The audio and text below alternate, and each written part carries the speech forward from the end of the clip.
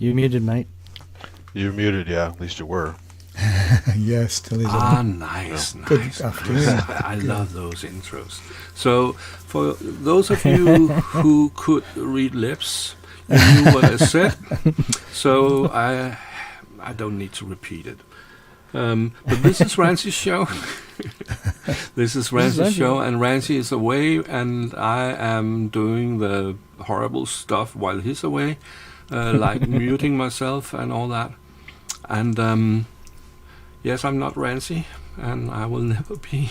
He's better at this than I am. So, Ranzee will be back next week with his show number 266. This is 265, if you can count, I think. Okay. We have some guests, and we will try to run the show in the spirit of Ranzee, the way he runs it. So, Chris, how has your week been? Yes, hello everyone. Hope everyone's well. Safe and warm, as one of my YouTube friends used to say. Safe and warm and healthy. Yeah, so it's another week down. Another week crossed off the list. Another week older. Yes, exactly, another week older. The beginning of the week, I was doing some work with the Polyvera tracker down here. Actually, I'll go to the camera just a sec. Yeah. F3. Polyvera tracker? Yes. The Polyvera tracker, which is switching. Yeah. I was dealing with the good old 3.5mm MIDI cable, MIDI jack cable things. Realised that I was in need of a MIDI through box for the little 3.5mm jacks, particularly for hooking up the tracker with stuff like the Rolands, and I've got a few others as well, some old Korg gear, and I did the sums, and I worked out that I didn't want to use all those adapters, and I actually couldn't work out which adapter was which, and I thought I need something to actually. I need to buy. I'm sure I've seen one of those things, but then I thought about it and said, I think I'll just build one. So, all right, yeah. So what I've done is I've built a MIDI through box with 3.5mm jacks this week, and it also has a normal DIN jack on as well, it's USB powered, using the big USB connector because that's what I heard. And I hate those little ones. So big and chunky power. And it's even got, I pulled out all the stops and went through the little switches that can swap the polarity between type A and type B, which is quite important for me because I have a mixture of both. So that was what I've decided to do with that. It's okay. Don't look at that side. It does actually. The top looks a bit more prettier because it's I always try to keep the tops of my modules pretty, but it does actually have a whole lot of surface mount on the back, which is a bit new for me. But sometimes it really solves space issues, especially. So it's quite nice and small and compact, and it's got like 5 outputs. Yeah, 5 outputs, and 1 input and 5 outputs, and the input is switchable as well as most of the outputs. And I've tested it and it works, and yes, it is what I needed. So that's cool. It can cascade to my other MIDI through box, because most of my gear, of course, is good old standard MIDI DIN. So I could just kind of chain multiple ones and get through to my other gear. So yeah, that's good. So yeah, that was what most of the week was taken up with. I did a little bit of music, but that was sort of my musical related stuff. Yeah. So I had to concentrate on that because you know what do you call that? Gear maintenance? I mean studio maintenance. Yeah, I had to do studio maintenance because things were going to get crazy. And apart from that, I was designing PCBs for modules. So that's my week. Okay. Andy, how has your week been? Relatively uneventful. Just usual hardware jams and some stuff here and there. I haven't had a chance to do any other demos or other stuff lately like I would like to normally do. So maybe soon. But for now, it's pretty much low key. So just happy to be here. So. And Ian, We're happy your you're week? here. Hello, good afternoon, good morning, good evening, good day. So I spent most of the week working on the next Sinners Music release, which will be looking at the 1st of November. And that'll be Dave Walker Mo's album. It's called Static Display. So I'm just finishing off mastering it, and then we're working on... I've got a couple of little Sinners helpers, we'll call them. Actually, a couple of guys that are helping me out with just stuff, really. So that's taken up most of the week. Sinners t-shirts have arrived. You can buy them from the Bandcamp now. They're $18.99 UK, free shipping though. And I've started planning a couple of EMOMs because I might be playing at the Bristonica one in a couple of weeks, and I'm definitely playing at the Wells one the week after. And as normal, I would not do the same thing at each EMOM, because if I do play the Bristonica one, I actually almost want to just take the OPZ. So I'm sort of looking at the possibility of just doing an EMOM with an OPZ. Now the question is, do I know enough about the OPZ? No. But you'll find out on the night. Well, exactly. Yeah. Not that hard. You can do it. So yeah, So I'm sort of just starting to plan stuff really. And next week we've got Synthfest, so I'll be up in Yorkshire again. But, that's it's been a good week really. We're planning other things as well. Like there's going to be a single coming out in December for Kate and the Questions. So I've just booked a singer for that. The tracks are done, but apart from the vocals, so all busy. It's all good stuff. But not making any money. But that's normal. Join the club. Yeah. As long as I'm not in debt, that's the thing. So there's no debt. That's good. That's the main thing, isn't it? Yeah, my week has just been work, and then I had a talk with the doctors Monday, and I'm getting a CT scan and all that stuff, and preparing for the surgery. So, and it feels better every day for every day. So, yeah, that's good. 2 days better, 1 day worse. So two steps forward, one step back. Yeah. And so that's how it goes. But it's better.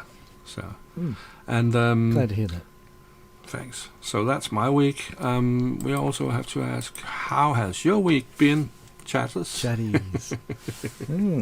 Chatties. Is that what it's called?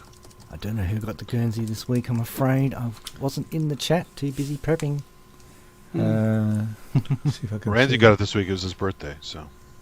Yeah, that's right. By default, you mean? Yeah. I've got the breathalyzer, but as the first, but. What did you say? Breathalyzer? The breathalyzer, yeah. I've got him down as the first person in the chat. Okay. I didn't know what Sean chat Johnson name. Music, yeah. Okay. Yes. Let's take the first section here. First, I have to remove this, and let's get into the show. Yeah. Let's start with this one.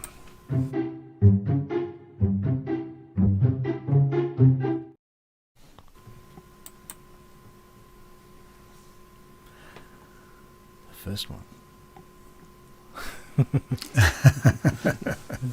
Yes, I did. When I saw this one, I have to admit I did start counting mine. Yeah, well, and then I thought, there'll be people who started doing that who'll still be counting them.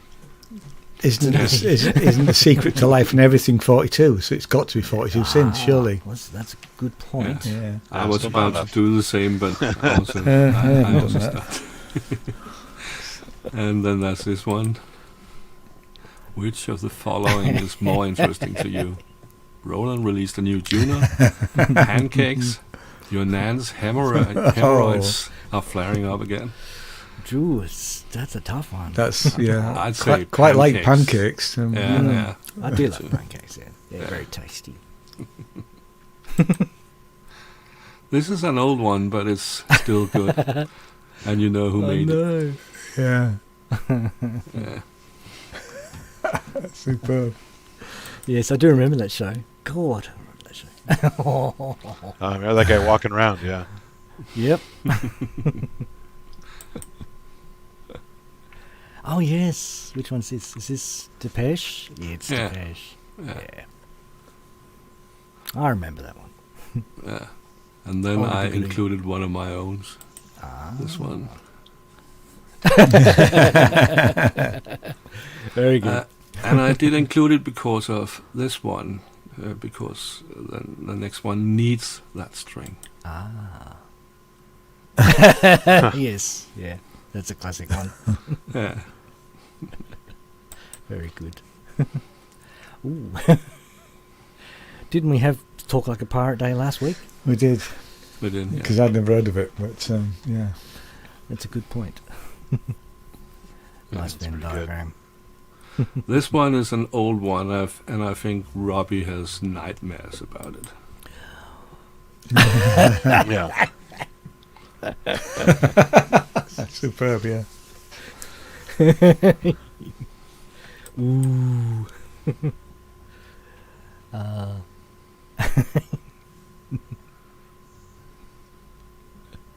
New tricks. Yeah, new tricks. Oh, yeah. New tricks. And then we move a little away from studios, and a little.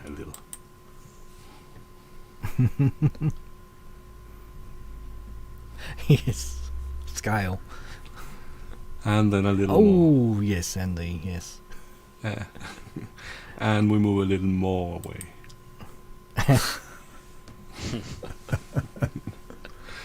And that's the fun I have for today. So no more fun during this show. That's it. Our fun's are yeah, that's it. The fun's done. The funds have run out. Well, it was fun while it lasted.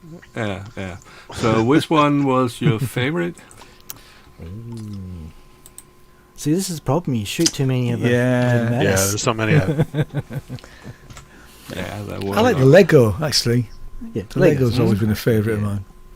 I must say the 27 cents. Yeah, that actually rings true. So Yeah. that'd be my vote. And I have to admit I don't know that much about the Juno-D, so I can't really. But are you interested in knowing? Yeah, you got a point. I do like that Venn diagram one. That's a good one. Yo ho ho and a bottle of rum. Yeah. So Speaking what are of- the chatters saying? I think I'm on a slight list, as if where Your it's list. I think it's- Whose I have to list? refresh it. A death list. What do we got? Ooh, The Exorcist is a new tricks. I will scroll a little back because I had to refresh it, so it was the latest Yeah. show. Although the Nutrix one only works if you say it wrong. It's Neutrick, but anyway. Yeah. Semantics, right? We need Mr. Brooks to tell us how to pronounce things. Well, it's based on German, right? Yeah. That's what I would have thought. Yeah. Like the band Neu, N-E-U. Ooh, I think we have 2 for the DX. 3 for 4. Yeah, okay, a few, I think it's the DX then. That's Yeah, what I'm seeing yeah. down here. Yeah. Of course, Okay, none of us pick let's up. say that's a winner. And then next week we have the 28 cents. Nah, I can't promise you that. It's Ranzee who runs it next week. Okay, so that's all the fun for this show. Now let's move on to the serious stuff.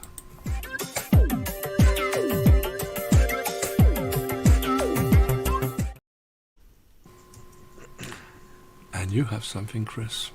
Do I? Yes, I number hope, one. I hope so. Well, I actually don't have the solid Polyvera. Actually, you're going to have to throw to me a bit later. Because the first thing I've got is... Well, we'll go in order. I guess we'll go in that order then. Yes. Okay. We're going with modular first. So this is the Morphor Quad Tap BBD stereo delay. It's BBD, so that's why I thought we might include it, because it's kind of right up Ranzee's alley. And the other interesting thing about it is it's the same shape and size as the C legs. And it's also a similar price, which is interesting because it kind of doesn't do as much as the C legs. So hang on, I'll just get my... let's have a look. Turn on Firefox. Yes, that's good. Turn off that. Yes, this is live television, people. Okay. Somewhere in here is my browser tab. Is it that one? It's no. Morphor Echo. I brought up the website. Oh, have I? Oh, no, it's not. Yes, it has. It isn't. It is. It's not picked up the correct browser tab. That's really annoying. Let's try Morphor. Hooray! So what we have here is the Morphor stereo delay, and it's taken the whole tab, even though I didn't ask it to take the whole tab. Do you need a hand? Well, all I need to do, I think, is tell it to... okay, that's weird. I told it to only take the client area, and it doesn't want to take the client area. Yes, I'll tell you what I'll do. Do you need a hand? I'm not willing to admit defeat yet. Oops, sorry. So, okay. I got to it a different way. Yes. So, yes. This is OBS Studio. Never try to use OBS Studio on a live stream. Okay, so what we got here is a quad. It's a 4 BBDs in series or in parallel. They break out each tap individually on the front panel. It's up to 2 seconds of delay time. It's tempo syncable, so it's tempo syncable, yet it is actually an analog delay, which is unusual, I think. And it also has a external feedback path if you want to use it. It's got the usual nice stuff like let's see, where's my tab yet? Oh no, that's not the tab. I'm getting confused between which tab is which. That's alright. Okay. It even tells you on the screen, doesn't it? So, yes, what I was saying. So yeah, it does have a phase invert option. It's stereo. That's the other thing I thought was interesting. I've not seen many stereo BBD delays, but there are a lot of digital emulations. But this is an actual genuine 4 BBD chip stereo digital delay with ping pong. For those who love our ping pongs, I certainly do. I had listened to this. Fortunately, I can't play the video, as you know the drill with content matches over here. But it did sound pretty tasty, I thought. I thought it sounded very nice. The other thing I need to tell you, of course, is the price. You're welcome to hum it how it sounds. Ding, ding, ding, ding, ding, ding, ding. I can't really do the stereo justice, I'm afraid. I thought it sounded very nice, but it's a bit on the pricey side. But, you know, it's a smallish company. I say small, but, you know, relative to, say, for example, Intelligel, which would be an obvious comparison, at least in physical size. It's 20 HP, which is the same as the C legs. And it's €399, which is pretty close to the price of the C legs. I think the C legs is a little bit cheaper even.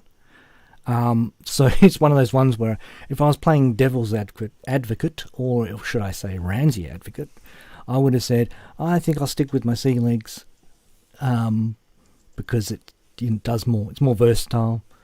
But if you want that BBD sound, Like, I don't have the C legs, and this kind of interests me a little bit. It's just a bit too pricey and a bit too much HP. But the thing is, with these type of products, they always seem to be large HP.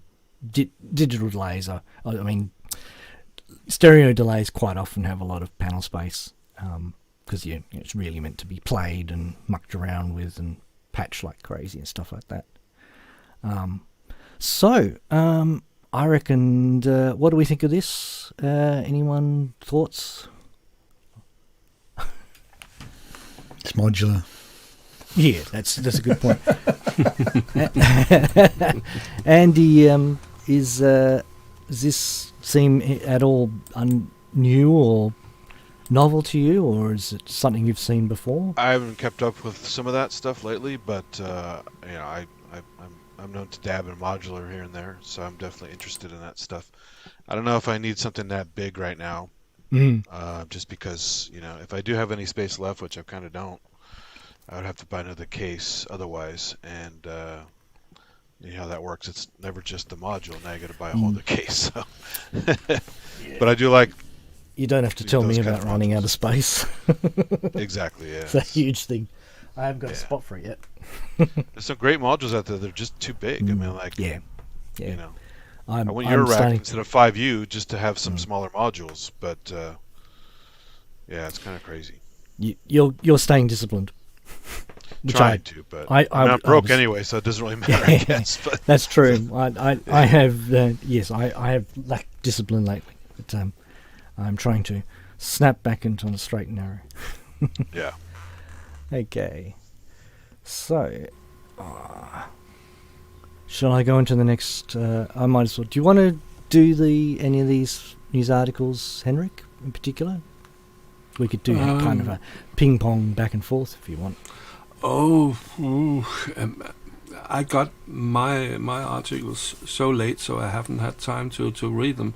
So the longer you use, the larger the chance for me to read something. Okay. No worries. I'll just I'll try. I'll do what I can while you're working furiously in the background, like the ducks with the feet underneath. Ranzee did send me a lot, but it was a little late, so I didn't have time to prepare it.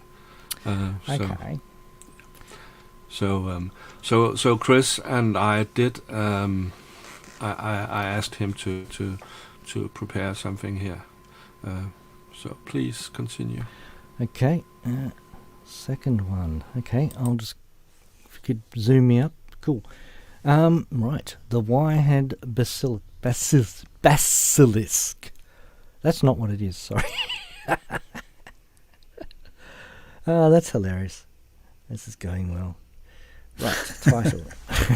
It's live. What do you expect? It is not. Yeah. This is the machine modular for all, or something. Modular for the masses. I'm typing this in live by memory. It and looks it's nice. Etch. There you go. The name's okay. So it's professional stuff, guys. Okay, so this is the modular for the masses. This is a gentleman by the name of the chat's going to get me for you, Juanito. I think it's Juanito. And he's a bit of a DIY. He's the guy you might remember who turns up with the modular full of tin cans. He makes all his modules in little tin cans, and he has a big wall of them. He's that guy, I believe. And this is one of his new modules. It's an interesting one because there's not a lot of media out there yet about it, but they did do a build, a public, like a DIY build at Synth East, I think it was. No, NobCon, sorry. It was at NobCon. NobCon? NobCon has happened yet. It has happened, hasn't it? It has happened, yeah. Yeah. He was at NobCon and they were building these, or at least we had the option to build these. So I'll tell you a bit about it. It's basically it's a module with two modes. It can process audio or it can process CV, and it does in CV mode it's kind of like a quantizer ho-hum, but in audio mode it's like a bit crusher. but it kind of messes up different parts of the signal. So it kind of windows different parts of the waveform and only bit crushes those bits. But it's said to be inspired by an Etch-a-Sketch. It's quite a funky looking module, which is the reason why I put it up here, because it's pretty. And it sounds. I have heard a little bit about. I have heard it a little bit. I possibly can. I'm just wondering whether I should try to play a video. It's not going too well with the videos, though. I will try and play a video. Let's see, how can we do that? Media source. Let's try that. Because I did save it. I'm willing to try anything. Let's have a look. Did I play lots of my own videos? Okay, let's see how this goes. Ooh, is this going to work? Oh, of course. Well, you can see it. I just realised I haven't even hooked up the audio for this.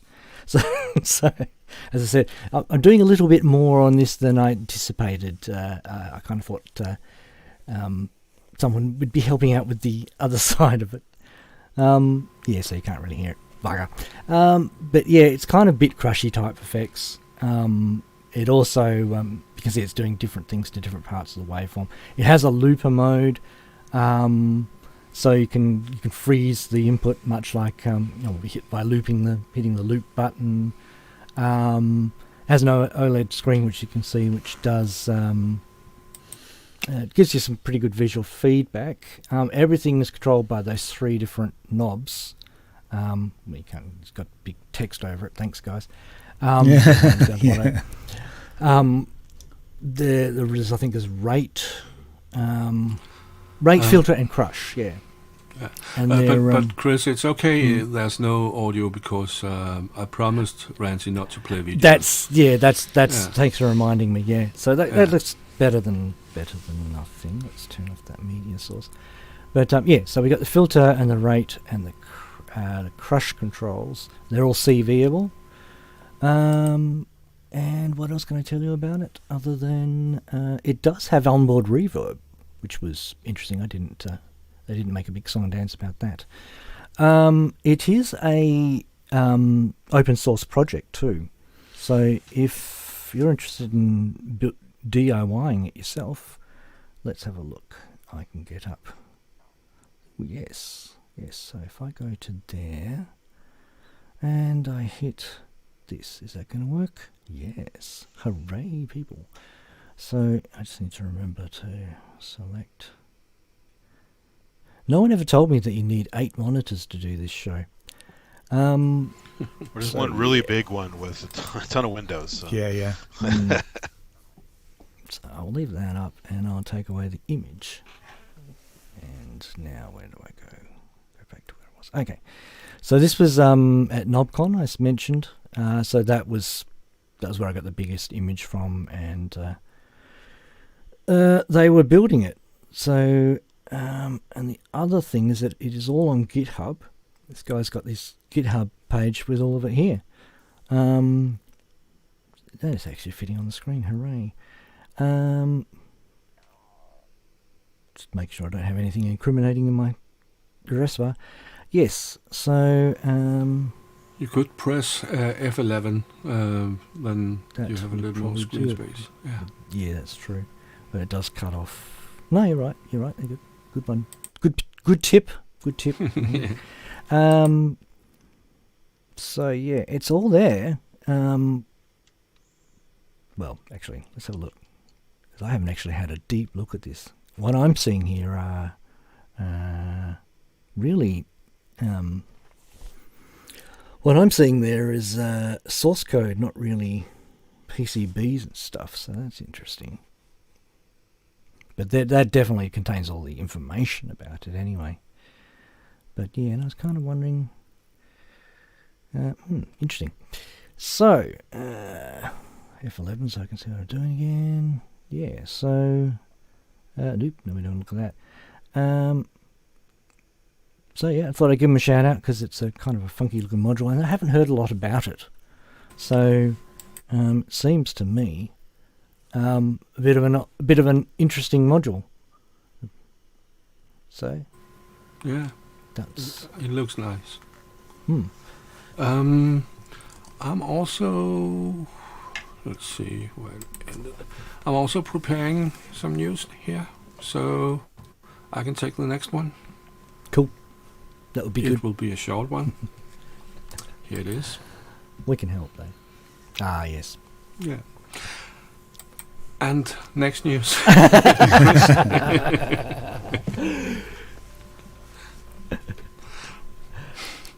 I haven't go on. anything Go on, to tell say us. about it. Yeah. I'm Well, it's I can do the basics, Henrik. They released a new series of Juno-D keyboards. They're in different number of keys, basically. There's a D6, a D7, a D8. You kind of get the drill. It's basically how many keys they come with. It's an odd one though, because it doesn't really.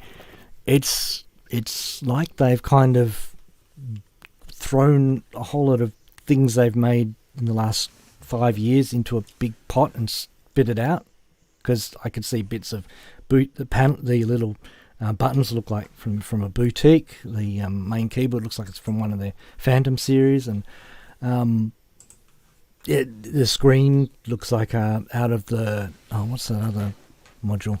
It really does, and the specs are kind of underwhelming, at least in terms of where's innovation, where's ACB. Apparently it's not ACB, so it's like, okay, so it's not. It's just kind of. It sounds like it's a product which is like, oh, they might have forgotten about us. We better put out a product. That sounds like a sort That's of thing my Korg fault. would do these days. Isn't it? Yes, it It's would. exactly the sort of thing that Korg have been doing in the past. But I haven't looked at this because I'm not particularly interested, if I'm honest. But it is. They did say it's aimed at performers, like live performers, right, which is okay. why it's odd that it's got like a weird accompaniment section, Okay. which is kind of like the sequencer with the least number of buttons I've ever seen in my life. Oh, it's a Roland Mini Genos too. Yeah. Ooh, controversial there, Andy. Yeah. It makes me think one thing. Yes. A few things. Pancakes. Yeah. Okay. Oh, yeah. Okay, you've won us It over. does say that it's a limited edition, so But is that pure marketing? Yeah, well, the boutiques certainly were. There's at least one I couldn't get. I wish I'd bought. Although on the I'm just looking at the Roland website now. It's got the Juno-D, right? So limited, and then it says discontinued. The little button at the side that says discontinued. What? I think somebody made a mistake on the website there. That was they didn't wishful say thinking. that. It's because they're coming with a Juno-E. It shows you. Yeah. It shows you they respond to their customers. Yeah. Yeah, you're right, Henrik. I think pancakes are more in order, especially those Danish pancakes and Solvang that I went. Those are so good. Yeah. Look, we've always got to be careful, of course, when we pan keyboard, live musicians.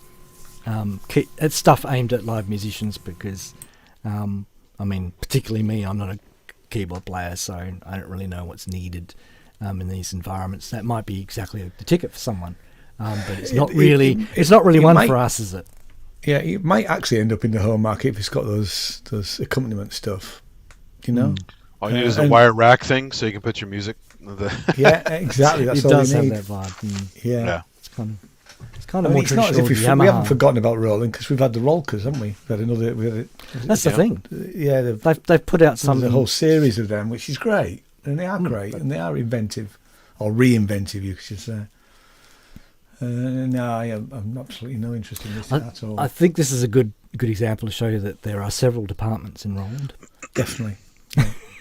Yeah. And they probably necessarily make more money work together. They probably sell more of these to the home market than us guys. Yeah. It's not cheap though, is it? It's what, 800, 900 quid, something like that. That's what wasn't about 1,000 for the 61. 899 for the 61. This is UK. That's from a dealer. So not 899, 819. And then $1,129 for the 88 note. It does have a series of pianos for it, right? Is that true? It's probably, I'm not sure. But No, it'll be. I think the 88 is weighted. That would make sense. That sort of makes sense. Which is great for your piano, but absolutely lousy for your organs and everything else. Yeah, exactly. Yeah. I mean, that's the problem with the Kronos. Not always the problem with the Kronos. You can't turn it off. You know, you can't turn the hammer action off. That's kind of the point of being a hammer. Yeah. You can't turn it off. You put the hammer down. So you put the keyboard down, you get another keyboard. Yeah, well, you have to do if you want to play organs and stuff. Yeah, that's true. Okay. Enough said. It's not for me. Enough said. Not for us. Not for us. I don't think. No. But somebody. They'll sell probably bucket loads to the market they're aiming at. Chris, do you have any other news? It's going to be a more modular product. Oh, no, this is a non-modular item, and I'll have to change the title again because, of course, it's doing really weird stuff with titles.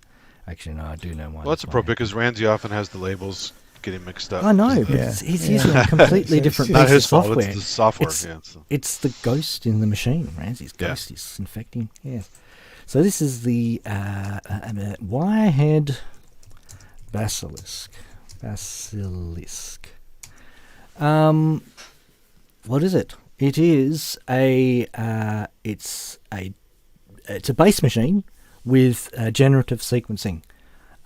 It's an analog. It's a digital oscillators with analog filter. It's got an MS-20 filter in it, and it's a typical Wirehead product. So it's a nice, quite a small size. It's park bench compatible, probably. So it's a full voice with a sequencer. I think it might have two oscillators. I have to. This is where I have to admit I have to look at the page to actually check which one. Is this one of the ones I've loaded? No, it is not. Okay, I will load that up quickly now. Wirehead Basilisk. Hello. It is, yes, dual digital oscillators, square, saw square and pulse. Bit unimaginative when you're using digital oscillators. Anyway, analog MS-20 filter with overdrive. So I'm thinking it's getting into the sonic territory of the old Volga basses. Don't know if we agree with that. It has a generative sequencer with an LFO and it has parameter locking, which is quite interesting. Is this the one that's digitally controlled filter? I may have read that somewhere else. Yes, it's you've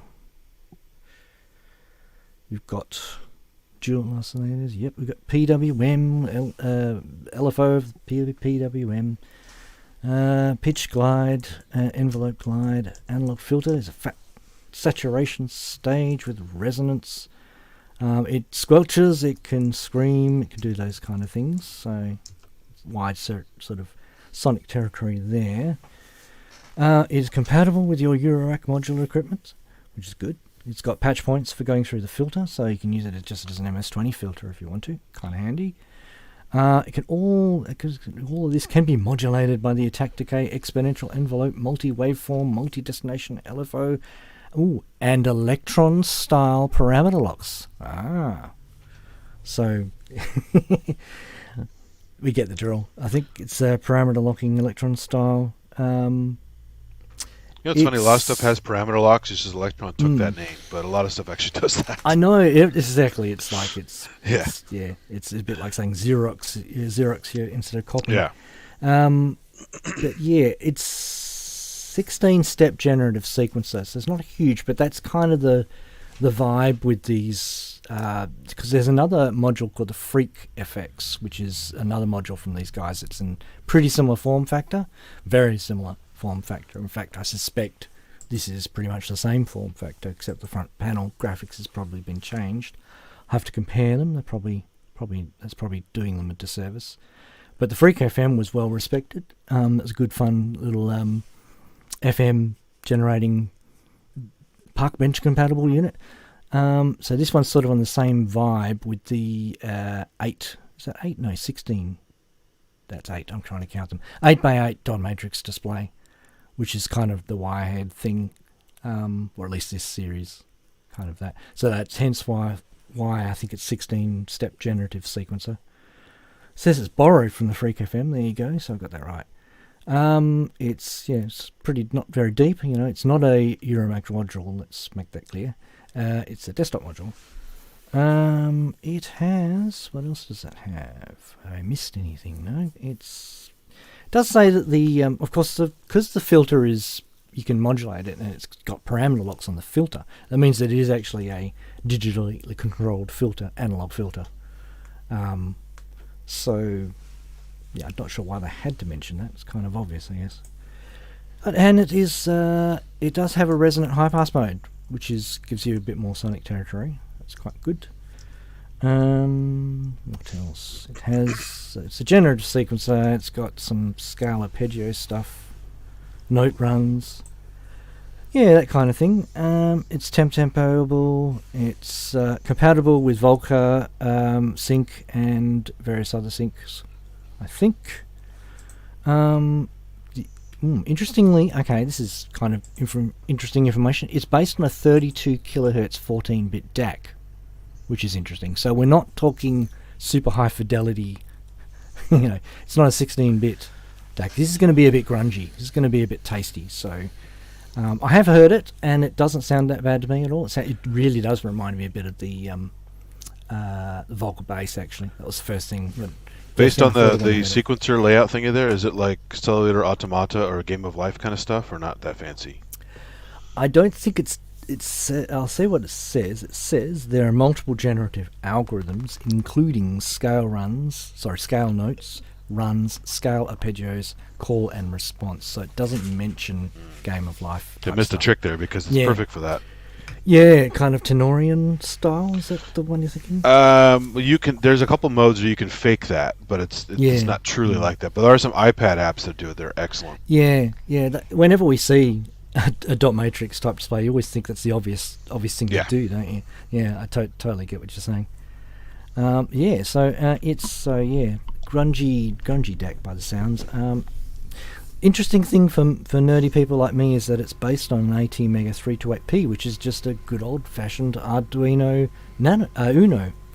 So it's very and you can build it yourself. Of course, it comes with. I just realised I'm looking at this and you're not seeing any of it. So yeah, it's okay. I mean, sorry.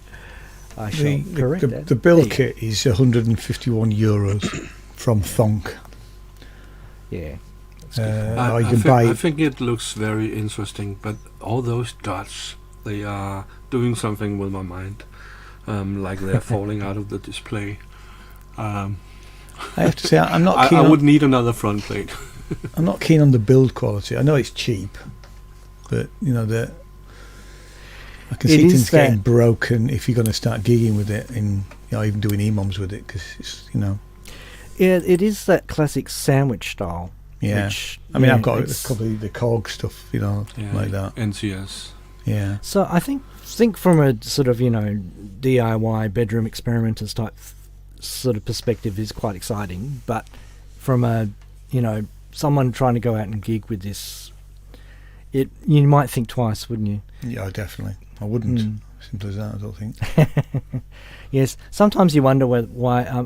Of course, you know what I'm going to say, don't you? I'm going to say you can just get a 3D printed case. Yeah, or they may even provide one. There isn't one on Tongue, but if you sell enough of them, there'll be a case for another €50. The interesting thing is, I see interesting thing because they kind of missed a trick there. They should do that because I totally think that would sell very well. It. Yeah, I mean, actually, at 214 built or €250 with a case, you'd buy it, wouldn't you? Yep. Did they say where this was from? Did you mention it? I missed that. This is a Wirehead Instruments. A Wirehead. Do you know where though? Did they say where? Where it's available? You mean? You can get it from Thonk. Was it European and American? I'll tell you. I believe it's. Oh, I hate it when companies press don't put their. F11 again, then you can see the web address. Then everyone can look it up. Oh, yeah, sorry. Almost. They haven't put their address on their website. Which is always a bit. Wireheadinstruments.com. I could put it in the title. How's that? It's somebody called Andrew, based in Perth, Western Australia. Okay. Why would you want to be based in Perth? Sorry, only kidding. You know. Here we go now. Actually, that's if you think about it, because I don't quite know where they're having it manufactured, but to buy it in Europe for €150 is a good price. So there must be, must be. Yeah, the Freak FM I think is a similar price, and it's always shown up on my radar whenever I browse through Thonk. Yeah.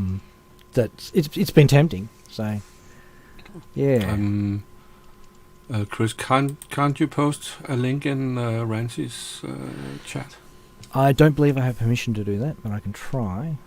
I can't. Private chat, you do. I can. Yeah. It shows up on mine, but does it show up on the chat? That's the question. Okay, do it in the private chat here in StreamYard. Oh, okay. Then I can do it through here, yes. It's not the full link, but... We'll manage. Okay. Ooh, let's see where you can buy it from. Is it all reputable Thonk, obviously? Yeah. Exploding Shed, good old Exploding Shed. I've got a Leaf Audio from Exploding Shed. It's brilliant. Okay. Yeah. Yes. Okay. I didn't realise they were Australian. Tindy, I missed a trick there. I promise I did not know they were Australian. Yeah. You should get it cheaper in Australia. I would be expecting the check in the mail. Yeah. Yeah. What do you? No. Actually, Chris, not only a check, they should send you one. They shouldn't they? Then I could review it. Yeah, exactly. Play it on the show. Yeah. So come on, Andrew, send him one. If you ever see this. No pressure. No pressure. No pressure. Yeah. Okay, let's move on to the next one. It's a Vera. Yes. I hit the wrong one here. Polyvera. Okay. Do you know anything about it, Chris? Then I have the page here. Well, I can bring up the. I have the page here. It would jog my memory though if there's anything I thought about it. It does seem to be generating quite a bit of buzz. It's basically an analog filter on digital oscillators, 6-voice poly synth, which should always raise eyebrows and interest. I'm sure people know on this show we're always very pro, digital filters through analog, digital oscillators through analog filters. Sorry. So this does seem quite interesting. I don't know. I may have some. I've just tried to search for it, and I've come up with a polychlamydia. so that's that not is something you probably don't. That's a rough weekend right there. Yeah, exactly, isn't it? Yeah. I should put synth after it and see what happens. Yes, I'm afraid I've been neglectful here and not actually written any notes about it, so I don't even know if it's been advertised. It may not have been given a price. They may not have announced a price yet. I've got a Sunobono website. Yeah, it's an interesting... Is that them? Yeah, that's Suwano Buono. Yeah. I've just murdered their name. Yeah. So I mean, good sound or something like that? Is that? Yeah. Maybe Spanish. In Italian? I'm guessing. Good sound in Italian, I think. Could be. But yeah. So let's get back to where I was. F11. Yeah. So Suonobono. So this is their. Yeah. So same thing that had up. Yeah. So yeah, it's 2 oscillator, wavetable, and sampler. So Danish crowns is about 7. 1 crown is €7. This That's is in just a Danish crowns. different device, I think. Yeah. It's not even can that. buy- Totally different device. Yeah, Yeah, Perfect it's not Circuit that- USA. That's the other products that they do. It's currently sold out actually in both America and UK. You can buy it in Sweden from Jams or That's right. Petite Noise from Australia. Mm. Well, they're doing something right. They sold out. Yeah, exactly. Yeah, so it's, you know, we're talking about the ESQ1 territory here. Yeah. That's what they're. Does seem quite a cool looking thing, and we're interested. Yeah, I just can't remember what the price was, or. I can't see the price. But yeah, it's. I think you're going to be competing with. Well, I mean, it's a different brief, but you're going to be competing with another 6-voice poly, namely the Arturia Mini Freak for me, which is quite a lot more versatile in the synthesis realm, but this one has the sample oscillators, so that's going to knock the Mini Freak out of the water, unless Arturia can perform some magic and give us sampling like they have in the Micro Freak. They do keep doing weird things to their stuff, don't they? So who knows what might happen next? Well, I don't know. I'm not, So that's not a hint. I like it from the perspective of putting a bit of pressure on the Mini Freak. Maybe it'll prompt Arturia to give us some sample playback. That would be lovely. It'd be nice if they even finished the wavetable feature as well. You can't import wavetables, and I think Henrik and I would love to be able to import some custom wavetables to our Mini Freaks. Yeah. But anyway, I'm hijacking the show a bit. Okay, do you have any other news? Well, shall we talk about...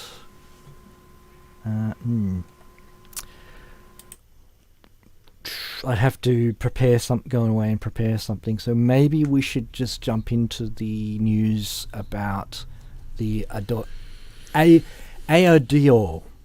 financial troubles. I know, I'm sorry. But that's just the first thing that came up into my mind. I just like the company too. They make cool stuff. So yeah.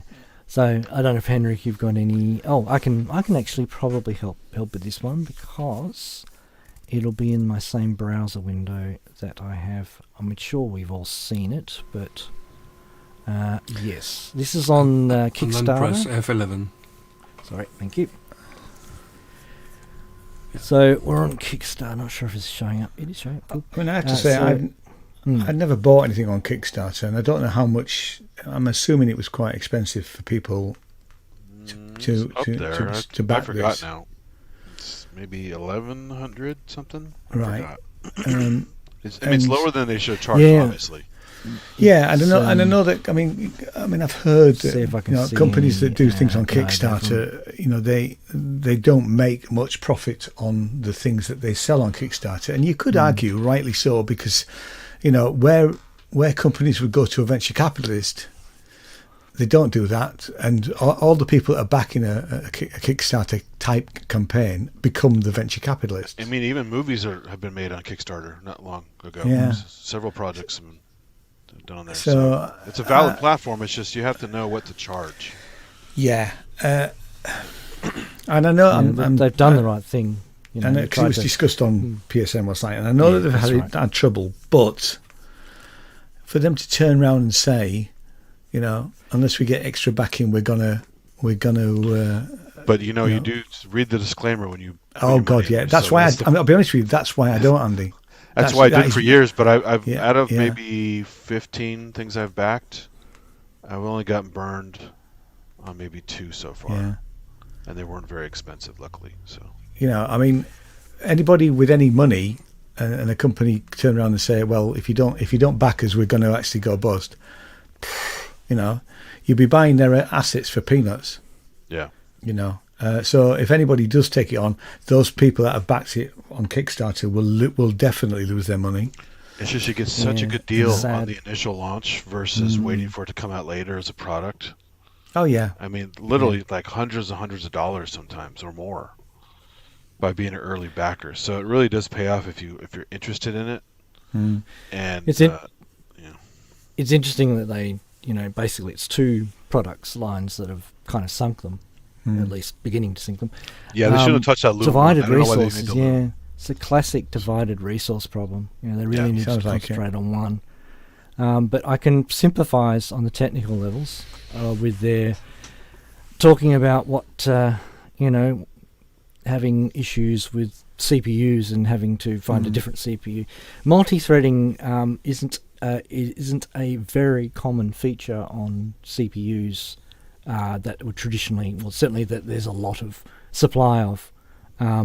It's really sort of been previously the domain of just your high-end PCs and your iPads and all that kind of silicon.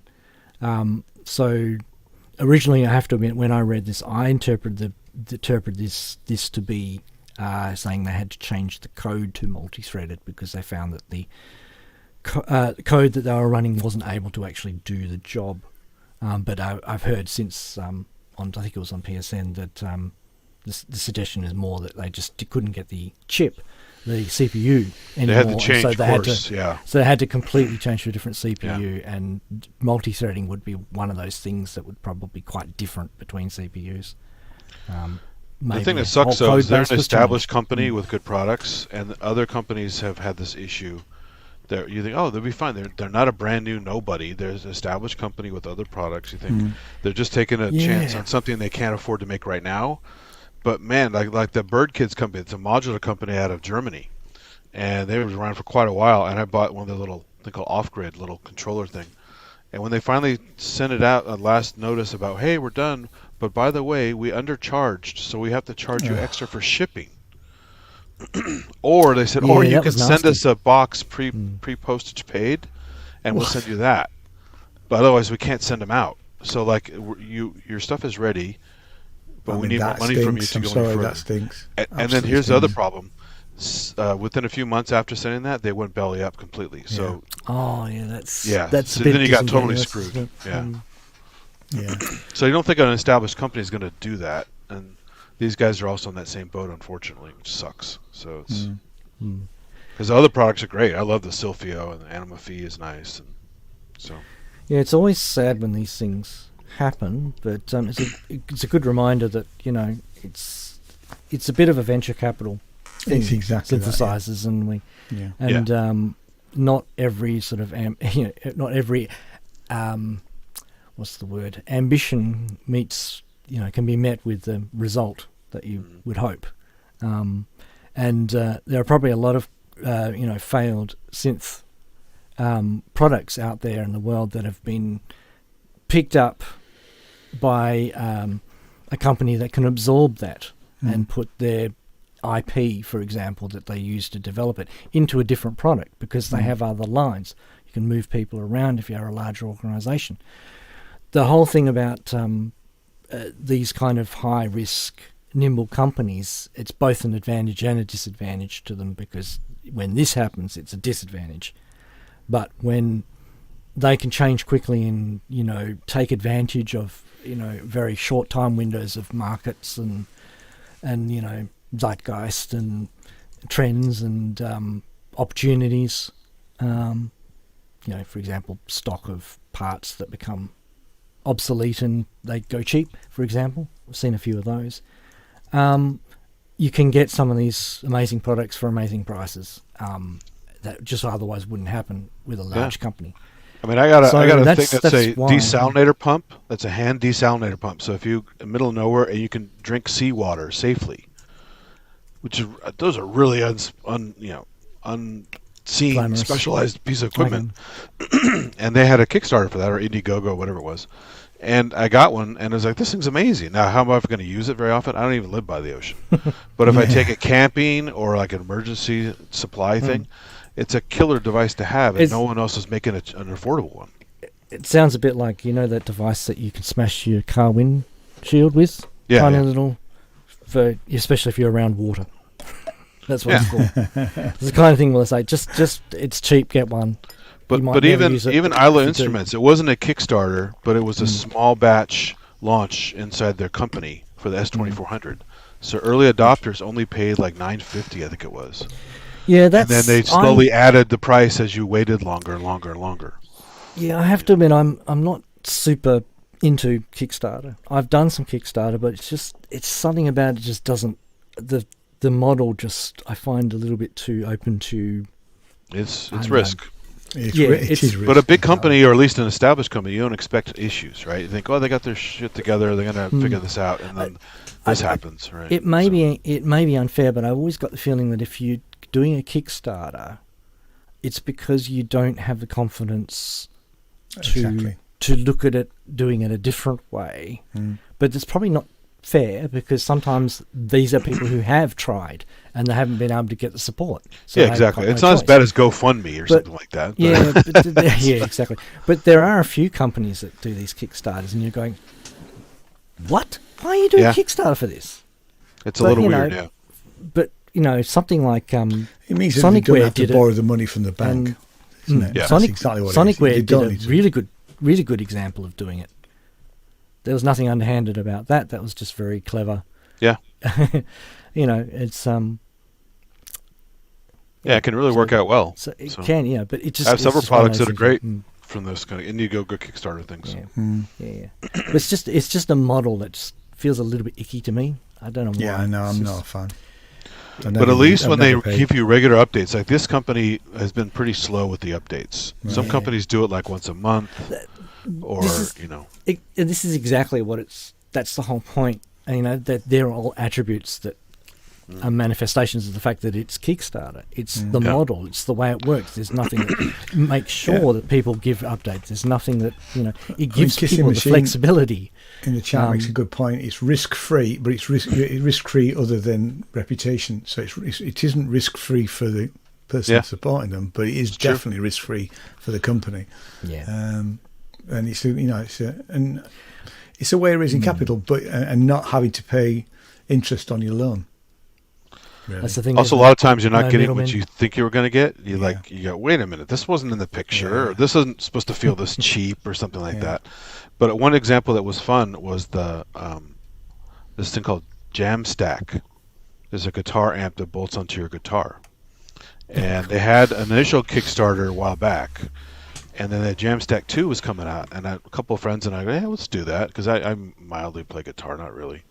Well, less now since a bunch were stolen, but the Jamstack 2 is still there. I didn't steal that, and it's cool because it bolts onto your little strap lock thing, Okay. and has a little support on the back. So it's a portable amp. It has built-in effects, and you can actually use an app to modify the effects, save presets, share presets with the community and stuff like that. That one took a long time, and the communication was terrible. And people thought, oh, we're all being scammed. Screw Yeah. this guy.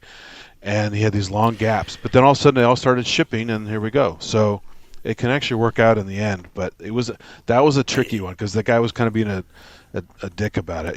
So. That's the thing, isn't it? Yeah. It is a system that doesn't exclude that kind of behavior. Yeah. It allows for it. It's not promoting it. Of course, it's not promoting it, but And it's it's endless allowing for it. apologizing, but that does not. Just tell us more often. Yeah. Yeah. We don't care about apologies. Just keep us updated. Yeah.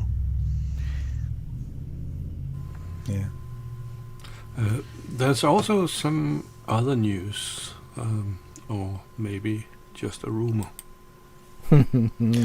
Yes. Does anyone know anything about this one? Nope. Nope. Barely. It's I mean, all- we're the all rumor is the supposed to same be it idea. was a Digitac and Digitone in one box or something like that. I heard that, but I don't know. It's definitely not an Octatrack replacement because it doesn't have the Octatrack DJ controller on it, the fader. Yeah, I think there hasn't been any additional information that's come out since the leak, so it's all speculation. I mean, it's fun to speculate, of course, but all we can do is assume it's some kind of development product in some stage of development. We can't know exactly where it is. It could be advanced, it could be early doors. So, but it does look intriguing, doesn't it? Yeah. Like usually, what everyone usually says when we talk about Elektron gear is, how much is it going to cost? Because there is somewhat a premium on their stuff. Oh, actually not. I mean, I got a Digitac and Digitone used, and they were like $600 or something like that. That's not bad. Yeah, that's cheaper than the Moog stuff I got, like the Mother series. Even those used were like almost $700 or something like that. So it's crazy. Yeah. At least you know with Elektron gear it's going to last. Yeah, it's great stuff. It's just you have to get into the paradigm, the That's workflow stuff, and it's very powerful once you get into it. Like the OPZ and some other stuff. It rewards you heavily once you get into it and learn it. Yeah, I got a few. Yeah, I'm looking at the Polyen tracker over there. That's definitely one that you have to dive very, very deep in if you want to get the full capabilities out of it. Like, that's why I fell in here. I fell out of love with it. Yeah, exactly. Yeah, You know, it can. it just wasn't for defeat me, you. which is fine. It can defeat you quite Yeah, quickly. I was defeated. But And if you have too many things like that and you leave them for a yeah. while, you'll forget what you did and got to relearn yeah. it every time. Yeah. Just And I put the hours in with that, and I just think, it's not worth it, really. Whereas actually, I'm quite happy to put the hours in. Oh, I'm back. Did you like the synth engine in it? Was it good? I did actually, yeah. Yeah, I did, heard that was yeah. decent. But I don't feel Play games on it? I never bothered doing that, to be fair. Oh. I knew I had a quick look at it when I first got it, but I thought, I can't be bothered with that. I don't feel the same about the OPZ, which is interesting, and I'm having to do as much work with that than I did with the Polyen tracker. Really? Yeah. So that's. Are you using the that is app or interesting. are you using just the standalone and just figuring out the LEDs and stuff? I'm using the app. See, I don't use the app, and it's so much faster. Yeah, it is. Yeah, I love I just. see. I mean, the app is cool for certain little things. It's Yeah. definitely needed if you're going to do the video animation links. Yeah, I haven't done and any of that the stuff. other fancy stuff with photos and all that. Yeah, I'm not so keen. I'm not so bothered about that. Maybe that's once I've really got my head around it. When you nail that, that's also really cool. Also, Yeah, the DMX lighting control is really cool. Yeah.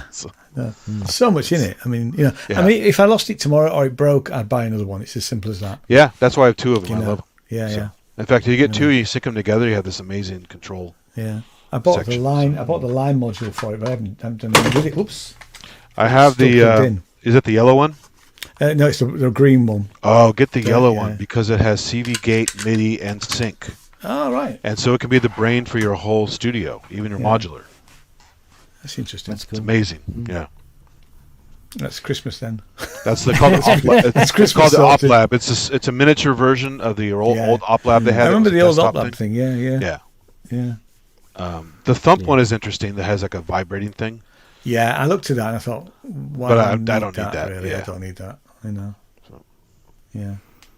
Well, when it clicks for you. It It's does obviously great, click and for it you does. too. Yeah, I mean, literally, I never go anywhere without it. Yeah. I mean, And you can load whatever good samples you yeah, want into exactly. it, so you're So- not limited by the engines. Yeah. you know. So if I'm going to the office, I take it with me because I might spend 10 minutes just messing around with it. Certainly when I went to London, it was on the train. Whereas it used to be, I do still take the iPad and look at things on the iPad. But generally, that's, if I'm going anywhere, the OPZ goes with me. And a lot of people love that KO2 thing, and a lot of the cool stuff that KO2 does start in the OPZ, Yeah. like the live effects and the other kinds of stuff. Yeah. It's- Yeah, it's interesting you mentioned the KO2. I don't have the same kind of gear, gear acquisition syndrome for the KO2 now that it's times I want the times medieval. past. I want the medieval. Medieval is pretty cool. I Yes, played with it at that Perfect that Circuit. brought- Yeah. That brought me back for a while, but I mean, But it didn't smell like chocolate. I don't know what happened. Maybe it wore out already. So, that's not. I'm only buying it for the chocolate. I was in the pub. In the pub, we were talking last night about. I remember as a sort of 7-year-old having a Popeye the Sailor Man toy, which was like rubber, and it smelled of bananas. that's hilarious. And it just took me straight back there. Did you make it smell like spinach? What's wrong? He should have. Well, actually, what spinach smells? Spinach smells horrible.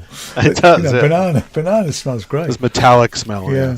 But no, I do. I think at some point I will get one. I'm almost wanting to do a project where I need to have those sort of sounds. And that would be my, you know. I tell you the thing I'm trying to buy. I'm trying to buy the Zoom Live Track 6, but Thomann have got it up for sale now, and it's 19 weeks you have to wait for it. Wow. Which is slightly too long for me to order it now. I'm not giving them my money now.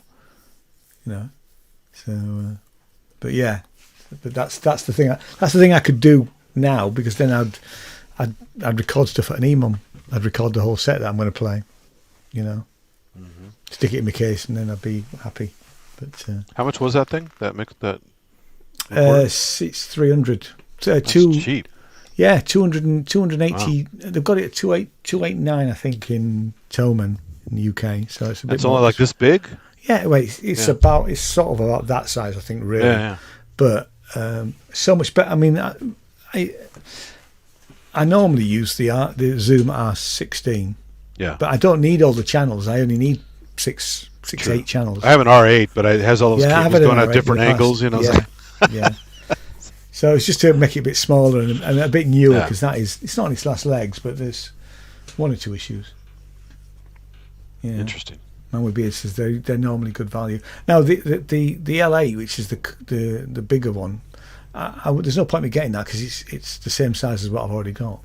Yeah. So the one you're looking at has effects as well and send returns. It's got reverb and I think reverb, echo, and chorus. I think. How about to be fair, I probably wouldn't. I mean, I probably wouldn't use them. I'd use external effects. Yeah. Because I'd only really want it for live. You know, I just want to record what I'm doing, and then I can record the output, and then I can, you know, I'd record them clean, and then I'd add effects later if I'm going to keep it. The module you have for the OPZ, that allows send return through it, right? Yeah, it does. Yeah. That's cool. Yeah, I might get that as well. Yeah. Don't. Sadly, you can only use one at a time. It's so small. But, yeah, I know. Yeah. But the other one's really powerful. Check out the OpLab one. It's good. I will do. Yeah. Yeah. But it will have to be Christmas. They were rare for a while. I mean, you couldn't find them. Yeah. And then also a bunch showed up used. So. Yeah, I bought it when we were staying in London.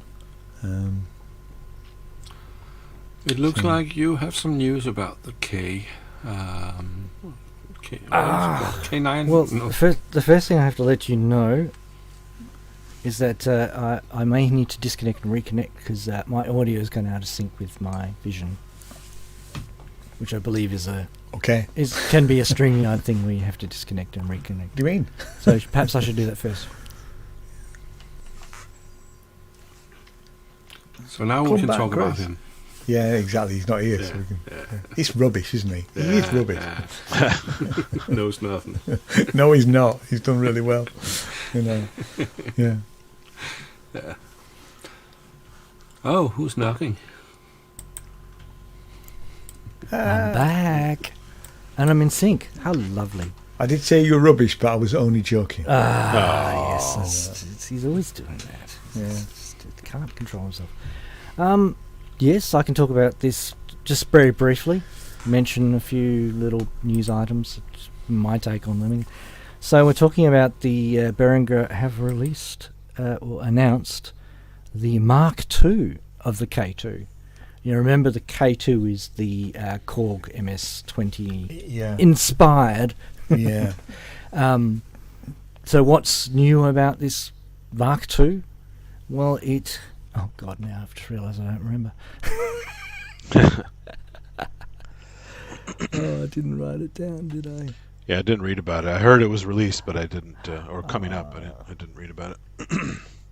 Hang on just a sec. You got your ducks lined up, and then you realise you don't. I've heard they will release a K9 with a leash. Oh. Sorry. Get a free dog biscuit with it.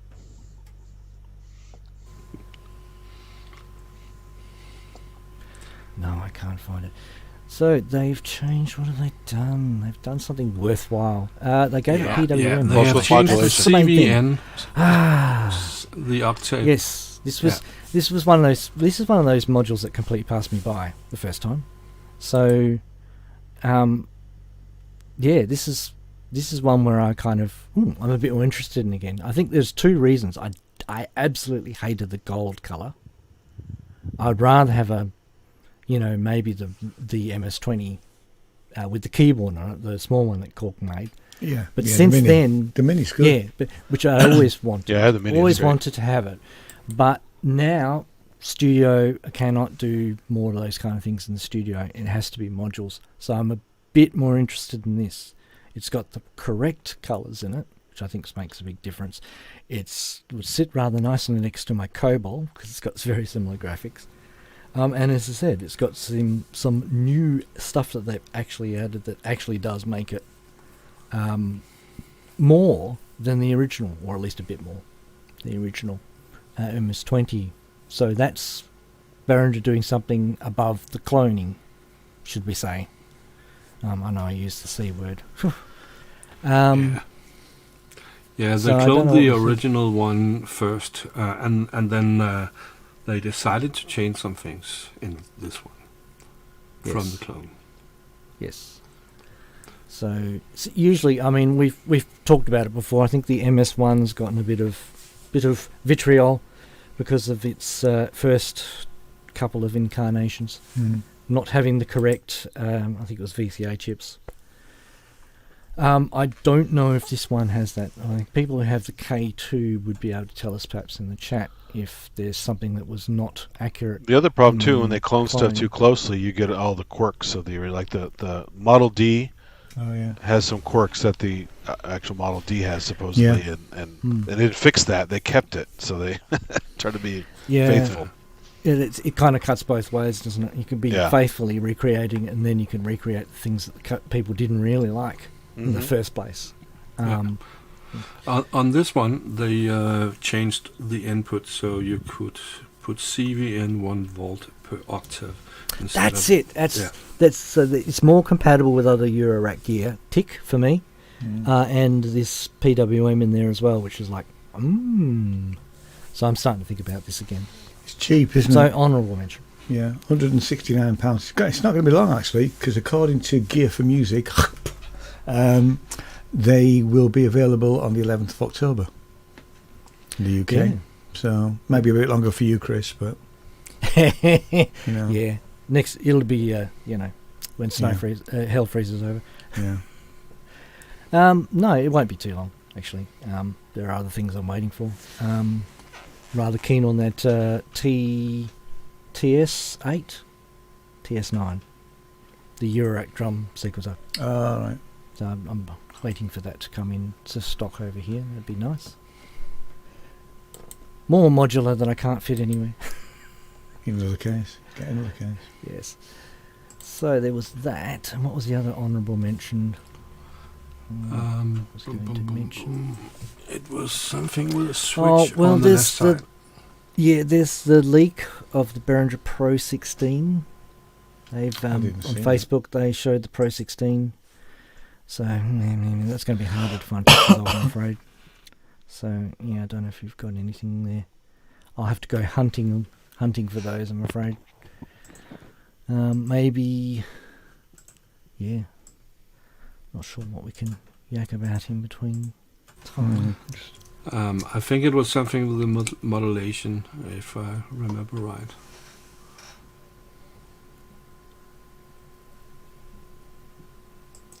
I only saw the video, so I haven't read about the video from Behringer. Synth Anatomy have got, I think, on Pro 16.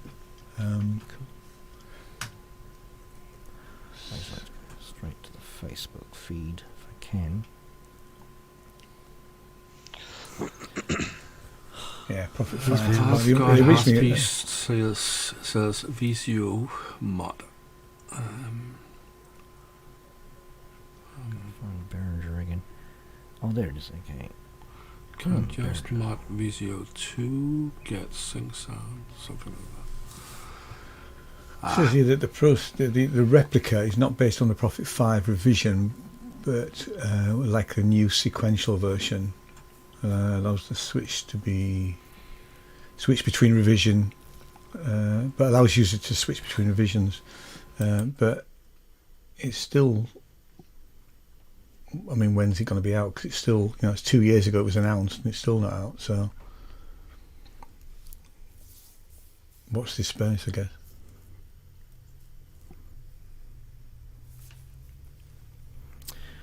Oh God, get my face off the screen. So we're no longer talking about the K2. No, no. But we didn't finish it. Pro 16. We didn't Didn't finish we? it. No, we didn't. I can go back Hmm? if I can remember how. Let's see. What did we miss, Henrik? Yeah, I'm looking for There was that. something else, wasn't it? Different. No, it's always had the two different types of filter, Rev 1 and Rev 2 filter. It's mainly the volts per octave, using volts per octave. And How they handle the using different filters? Is it different PWM jacks or a toggle? to switch, A right switch, there in the okay. middle. Yeah. Okay, let's move on then. No worries. Yeah. Just quickly. Well, they announced this, which is... I'll try and move it around so that we can see it.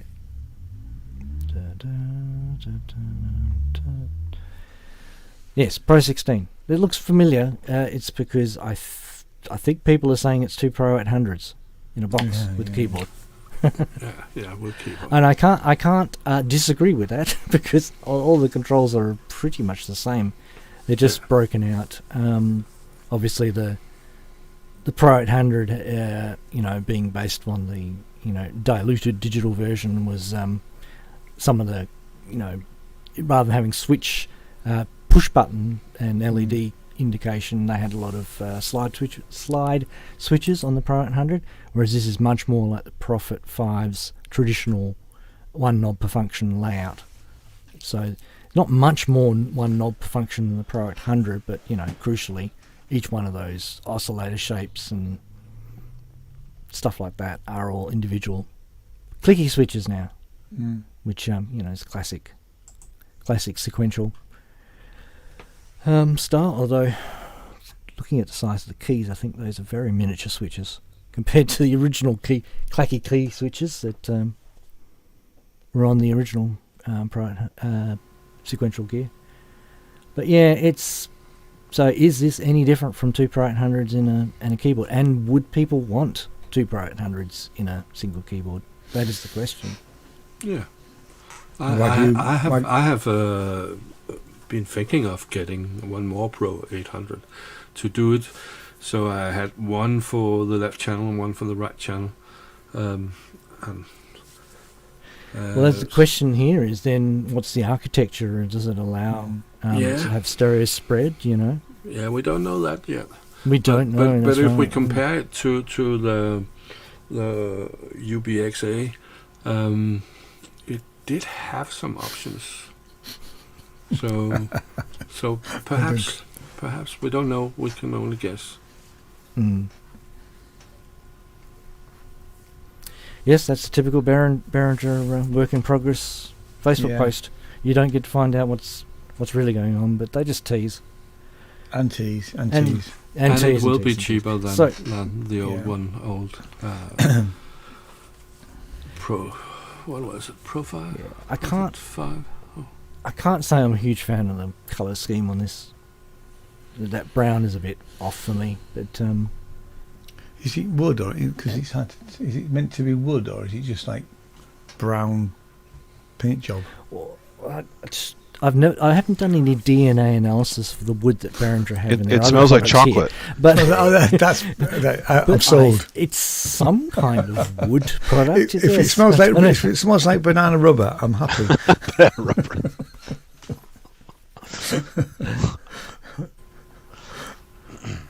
I don't know. It's not really for me, if I'm honest.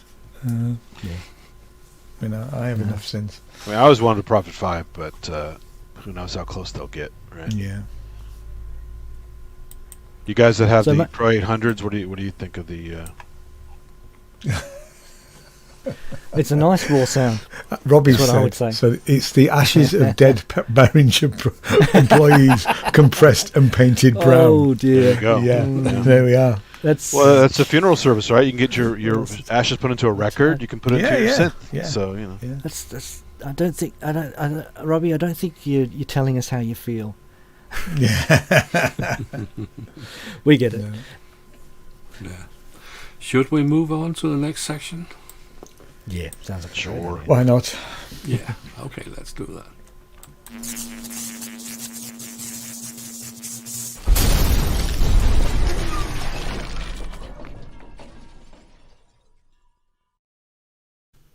So what do we have here? Is that a crazy price? No, that's good.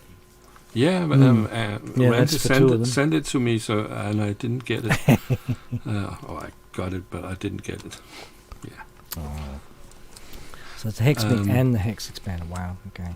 Yeah, because I paid used from a guy in France. I paid just like maybe $1,200 for mine, maybe a little less. Wow. I mean, depends. pair- Maybe Yeah. 1,000. Maybe 1,000. So it's in Europe, but it's 227 for shipping. Sounds a bit high. That's high, yeah. Hmm. But I got mine when they were like, I think $1,400 to get Right. or something like that. And most of them were kits, right? You either had to put them Oh, together yeah. yourself or Yeah. somebody did it professionally for you. And I wasn't going to put one together, so I just bought these guys. And I love it. It's Yes, great. I think shout out to one of our regular watchers whose name escapes me, who did actually build one of these from scratch. Oh, and said man. he said he never wanted to solder a potentiometer again in his life. I don't blame him. Yeah. So much stuff in this thing. But you can see, looking at it, how all that stuff that's come out from DivKit and stuff, they all have the same look and feel. So Yeah, it's the Befico look. With the banana nuts, they call them. I don't know why they call them banana nuts. The aluminium coloured jack screw rings. We call them nuts. Okay, let's move on to the next one. So is this So it's this. Pollard Industries? So that's the actual manufacturer. Wow. Not heard of these. never heard of this either. Yeah, crazy. Sounds Which is pricey. really It's pricey at $4,000 though. Definitely up there. Yeah, it's Ooh. better sound damn That good for that much. Yeah. That colour scheme reminds Pretty. me of Buchler easel. Yeah, yeah. But, it's definitely totally different. It's like Surge colors almost. Yeah. Yeah, a bit. Wooden cheeks. It's too old to be Behringer employees, yeah. Yeah, definitely. Look at those. Funky, yeah, weird. Look like looking. lids for something. They look like They do, drums. yeah, yeah. Yes. Yeah. Is anyone having a Tupperware party? Yeah. Oh, speaking of Tupperware, they're going bankrupt. You hear They're about going that? bust. Yeah, I was Yeah. exactly going to say the same thing. Oh, yeah. Idiots being so small and private yeah. party based for years. It's like go in the stores. Yeah. Yeah. And yet other pyramid schemes have been so successful. Everyone's ripping them off. Rubbermaid, all these other companies. It's crazy. Rubbermaid. That sounds like S&M. Well, I It mean, definitely does, but could be. if you're creative enough, yeah. Yeah, yeah. EDP. Oh, the good old Nat, EDP. yeah. I remember That's the Nat. Yeah, Interesting. No, I that's, don't remember, that's I don't a lot remember of it looking like that though. work. That's Some- upgrade, yeah. right? Was the Special. case was, Yeah, it says special on it. Yeah. yeah. Yeah, it's definitely. Because I remember the case was he just black? The original Nat case. There's plastic, right? Yeah, yeah. I think Yeah. it was. Yeah, 2.5. That's our 2.1. Yeah, it's too pricey. It Yeah, kind of when has you look that at that old Yamaha look with the yellow and the Yeah. brown and the. Yeah. When you look at I the got- panel, I- it must have Not been very black. flexible. Yeah. Is that a capacitive keyboard or something? Looks It's kind just of pressure stylophone-y. touch, right? Yeah. Yeah, it's Yeah, just okay. I think it's just pressure touch from Kind of Riley. stylophone style. Yeah. Yeah. Yeah. Stylus. Yeah. Anyone know what it sounds like? Oh, Synchrotron said he had one. What was it like? Beep beep beep beep. Yeah. It's quite gnarly if I remember rightly. Yeah, it would be with the Yeah, yeah. with the Yeah. you know, the Wasp heritage. But you go through some effects, it could sound great. Yeah. Well, even stylophone could sound good through effects. It can. But I have an original somewhere. Back here. What is a gnat? Is that an insect? It's a small yes, fly. it's a small very, very fly. small Yeah, it's a small fly. fly. Okay, so it's it is the the same one they picture here. Yeah. They kind of buzz around you in a cloud and annoy you. Yeah. It's a small Yeah. insect. Yeah. Okay, So- next one. Ooh. Ooh. Looky, Ooh. looky. Ooh. It's a bargain too. Look, you get 15% off. Is that new? Yeah. Yeah. Wow. It's great. I mean, it's used excellent, but it's a recent product. yeah, Obviously. Yeah, absolutely. Yeah. free shipping from Paris. I guess that's the closest you're going to get to open box deal, Yeah. because that's probably technically what it is. Pretty wild. Wow. But who's it coming from? Because it's not coming from Vintage and Synth Co. Oh, yeah, it's 3 France. keyboards on it. Yeah. Interesting. France. France. So, So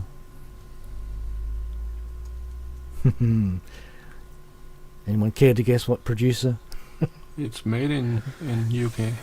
yeah, bought it and changed their mind? Yes. it's Iron Winds. Now his is in studio number 3, where he stores all Yeah. the stuff. So Yeah. Oh, Well, the way I you thought can't get in. I thought that was area. I thought that was area 52. Yeah. It is. yeah, Yeah. amazing. Yeah.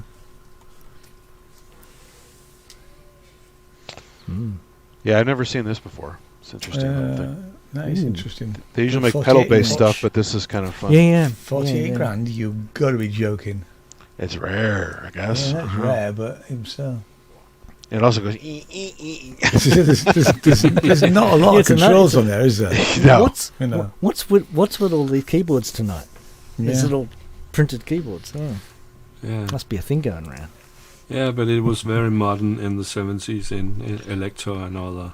I mean, they sold all these to Absolutely. guitarists, right? So that you would dabble in keyboards. Mm. I don't remember it at all back in the late 70s or early 80s. But it may be from a magazine. Mm. Really odd graphics on it. Unless they're Yeah, scuff but marked. sometimes big companies also made things for do-it-yourself people. This is before David Cockerell joined them, I absolutely. think, and Yeah. made really, really cool stuff. Mm. So, Yeah, the early world of modular and guitar pedals really overlap, Mm. and you get a lot of people cross-pollinating even now between the two worlds. Yeah, Bert's right. It should be 48 can't have this euros. bloody thing again. Yeah, good point, Azio. Yes, doesn't really float our boat, does it? Oh, what's this? It's kind of modular. Yeah, Electrocomp's weird. There's a guy, when I worked at Apple, a guy had an EML 101, which are incredibly rare, and I always wanted to play one and hear one. And my contract Whoa. ended before I could talk to him again, because I ran into him late when I was working there, and he was going to invite me over to play it, and I lost track of him, so I never got a chance to play one. Oh, So this is like this crazy sequencer that yeah. I mean, 12,000, 12,500. Yeah, it's dollars. you don't see him So really then much. I'm going to say if it's So just proof that we're not the first people to want too many sequences in their modular. mm. This was a very old idea. Started back in the 70s. Yep. That's a lot of sequencing. And I've never seen this one either. I thought it was Orchestron. interesting to post. Oh, Kind of organy looking, maybe. oh, good. The spring looks. This rings a bell. Has it got a You spring? guys know mover? Yeah, Vaco? Is that Maikshifter. you know that brand, Vaco? No, I don't. But I know the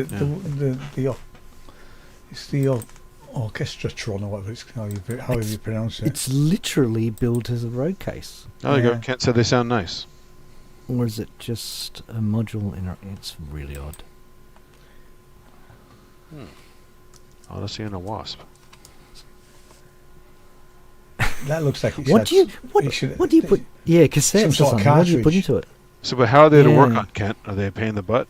Is I wonder, is it like a Mellotron? How do they work? Is it like a Mellotron with a cartridge? I think that's right. That would make sense. That's so you slam the cartridge in, Yeah. and it will have the sound of the flutes or whatever. I think I'm guessing. Kent probably knows. It's probably a budget Goes between portable. Odyssey and the Wasp.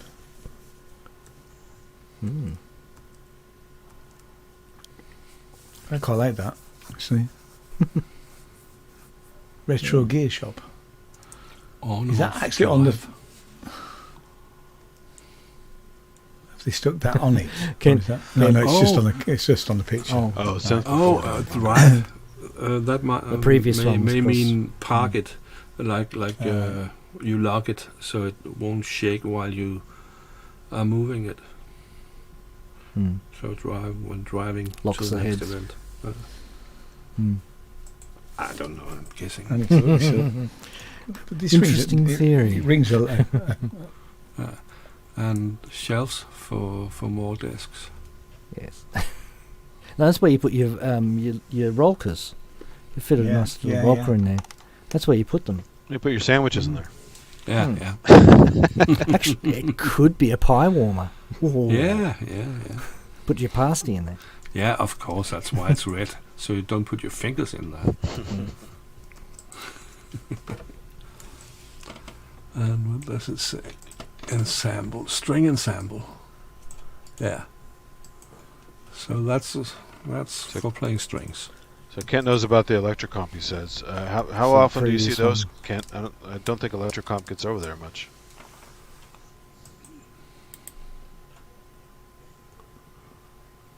Electrocomp.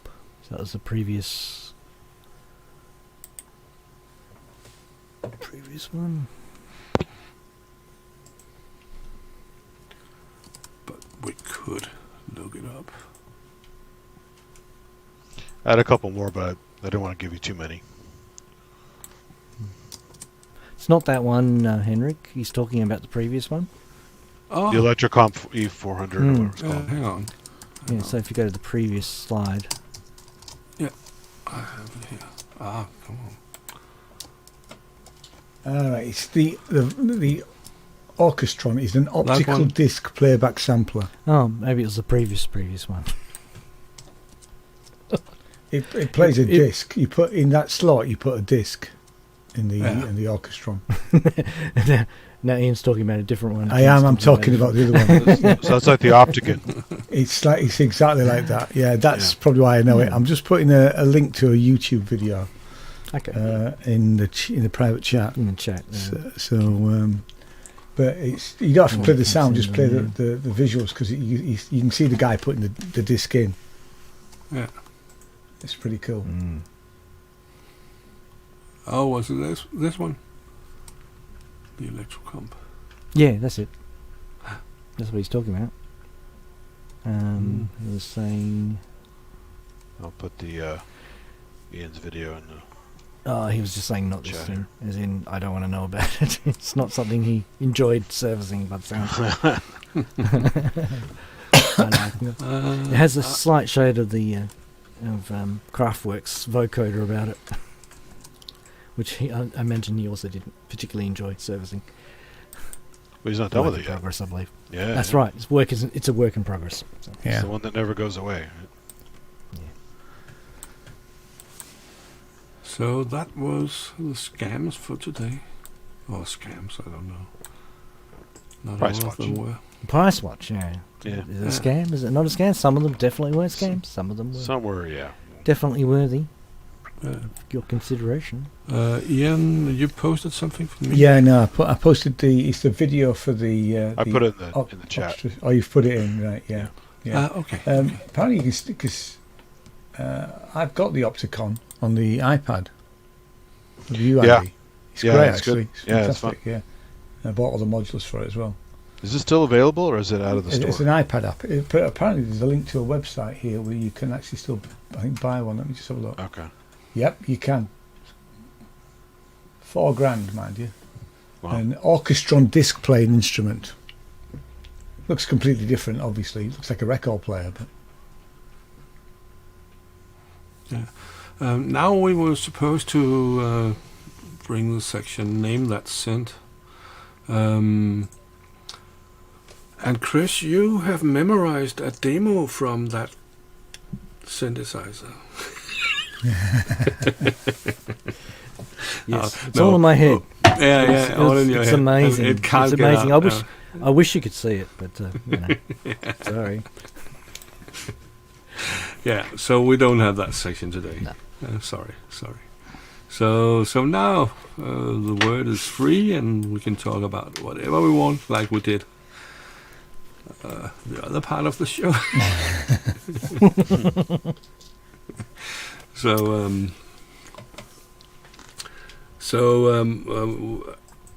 Were there any of these synthesizers we just saw in the price watch section that you would want to have? That drum thing looked cool, but I don't. It's a lot of money. Yeah. If money was no object, then Yeah. the Colossus was definitely Colossus, yeah. and the drum thing, but I don't want to hear Yes, it. maybe we should ask a different question. Yeah. If all of those items were in a museum that was, you were invited to, spend as long as you want. Which were the Robbie ones that says you'd like to play with. Robbie has shouted in the chat because he's talking in capitals now. Colossus. Talk about how all synths are scams. He's really Well, Oh, that's no. the default position from now on. We just assume it they're all is, yeah. scams. We are. Scams, so He is. Yeah. He is synth mafia it's Synth numero Mafia. uno, and That's we're right. we're all his underlings, aren't we? Okay, You know. so I didn't actually. I actually stopped watching. I'm sorry, Robbie. I stopped watching PSN at this point in time and had to do prep for this show, so I actually didn't get to hear that. I went and looked because it was mentioned in the pub on Friday and Thursday night, and I had never heard of this guy. Oh, really? Yeah, he's been never around heard a of him, never seen his channel. So I went and had a look, and that's 11 minutes of my life I'm not going to get back. Yeah, it's a shame because he has made good tech demo videos in the past, Yeah. like Korg DSS1 and other stuff. Yeah, And his friend is cool. it's just clickbait. Yeah, Just pure but clickbait. his later stuff has gone way downhill. And I'm not mentioning him because people know who he is, and you don't want to give him more air, no. Because it's just talking complete crap, Yeah. you know. Is he said trying to get a rise out of people? I think so. I mean, I think he was trying to get clicks on his video, and he did, you know. And he's been talked about on this show and Yeah. other shows. Well, he was all about gear, and then he started selling mass amounts of it, and went all in the box. So he has a Right. few keyboards still, but he mainly works out of the box. Right. Even though he said for a long time that was crap. So now he's reversed his position, and now he's calling hardware synths scams and whatever, and he has Yeah, a bunch of that's- hardware synths still. So there's a it's unique just hypocrisy. Yeah, I was gonna say if it's not a cynical attempt to get clips completely, it's on interesting psychology, isn't it? It's kind of like Yeah. I need to explain the mistaking impression I had of things in the past. I know they all tricked me. It was me that was lied to. My past decisions are all caused by someone I've else. gone a few of his live streams, and they're not that compelling either. He doesn't have much to say. People think, oh, he's an expert in all this stuff. Like, no, he's not. I mean, He's just not. from a resale point of view, when an instrument, and this is not just about synths. This is about consumer goods, really. When something is launched, there's a street price that it goes for, and that price will go down over time. It will either go down over time for the manufacturer, or and the dealer will then drop the price, that type of thing. So that's gone on forever. Yeah, that's kind of commerce. I mean, you could argue that the higher price at the beginning is from a synth point of view, is the company trying to get their R&D back, because it does take time and it takes money. That's right. And it takes physical labour to develop these things, unless you Behringer and you're just ripping it. Oh no!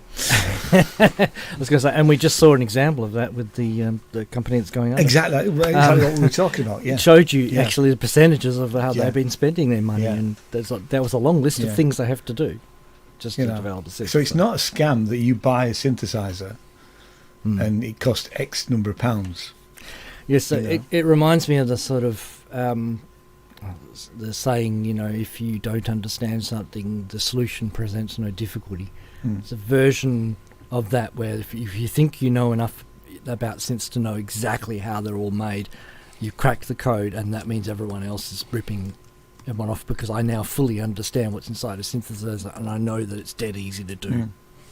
I mean, it's that level of knowledge which is what I call dangerous. Unless it's something I absolutely want, like I do want an L6, and I know I'm going to pay slightly more for it when I buy it, when it's actually available, than I will in 6 or 8 months' time, because the price will drop in those 6 or 8 months. But I'm not prepared for that particular product to wait that long. If it's something that I'm not in a rush for, like I still haven't bought the Soma Terra, but I will get one at some point. Me too. I still want one, but I'm not in a rush for it. So hopefully either the price will drop from Soma, or I may even try and pick one up second hand at some point. Which I'm quite happy. I'm quite happy to buy something like that second hand, because I aren't in a rush for it. But things do get cheaper, and it's not a scam. Yeah, I can understand the feeling of cynicism over the sort of. I mean, we're a little bit guilty of it. I'm guilty of it. I must have the latest thing. I need that. We now. all do that, yeah. Yeah, and we all do that. But I mean, let's face it. But that's not like. But it's not like we're being scammed. We're being human. Well, I mean, and from a manufacturer's point of view, I mean, we've seen it with Korg, and we've seen it with Roland, we've seen it with other companies as well.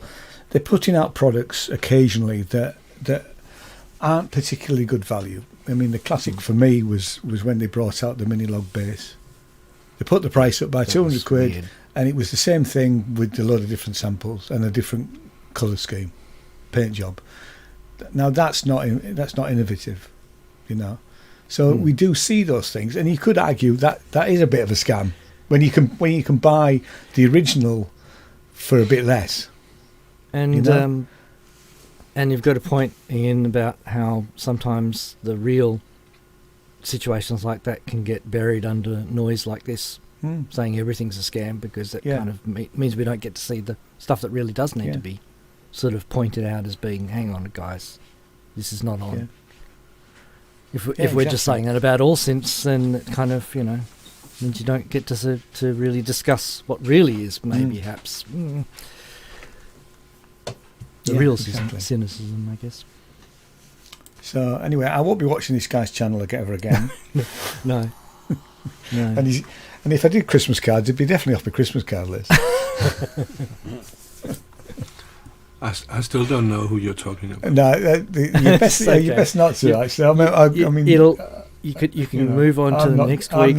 I'm not going to mention his name. He's going to be a footnote. He's going to be a footnote in history by next week. I'll tell you now. I hope so. Not worth remembering though. No, it's not worth exploring, Henrik. Honestly, it's really not, because it's just crap. But I did in the private chat ask who it was. Oh, did you? Right. Yeah. Sorry. I can't. I actually need to look him up then, because I can't remember how he's pronounced his name. I'll find him and let you know, Henrik. Yeah. Okay. I have to go back over my. Well, I could name a few, but I won't do it on the Ranzee show. I would do it on my own. Yeah. I wouldn't mind that. Yes. Yeah. Other shows you don't like? Other shows? I mean, like I say, I watched that video, and I watched half of his video where he's performing, which I thought it was. Apparently he's Mr. 80s, isn't he? Something. I thought his live concert thing was okay, but I didn't watch all of it. But that's all I've ever watched of his channel. I don't know his channel, as Andy says. He's done some good stuff in the past. He has some good tech stuff on old synths and samplers and stuff. Yeah. So that's how I found him originally. Is just gear videos and stuff, and and he'd make a little song as part of the demo, and it was okay. It's not my But style of music. He's moved away from that. Yeah, it seems like it. I haven't followed him much after that, but See, nobody's mentioned him in the chat either, which is good. So he's on PSN. Actually, he was mentioned on PSN, I think, wasn't he? Yes. I didn't see it yesterday. No. yeah. I'll find his name and let you know in the private chat. I've got.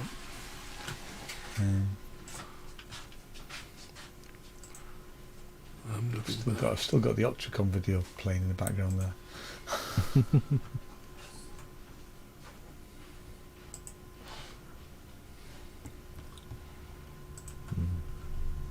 I thought it was Escort. Yeah, Jim Glea. That's funny. He did talk about Escort on his video. That was kind of weird. He did. Yeah. Yeah, that was a little telling. Yeah, that was a little telling. Yeah, it was. That was really quite creepy, I thought. Yeah. It says a lot about you. You know. I mean, no kink shaming, but I mean, No, not good for a synth video, you know. No.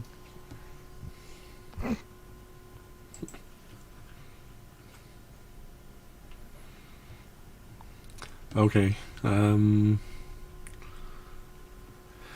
Now it's about payday. So, what are you spending your money on? The wife or a synthesizer? It's a difficult decision, isn't it? No, it's not really. Especially if she listens. I'm getting a tax bill, so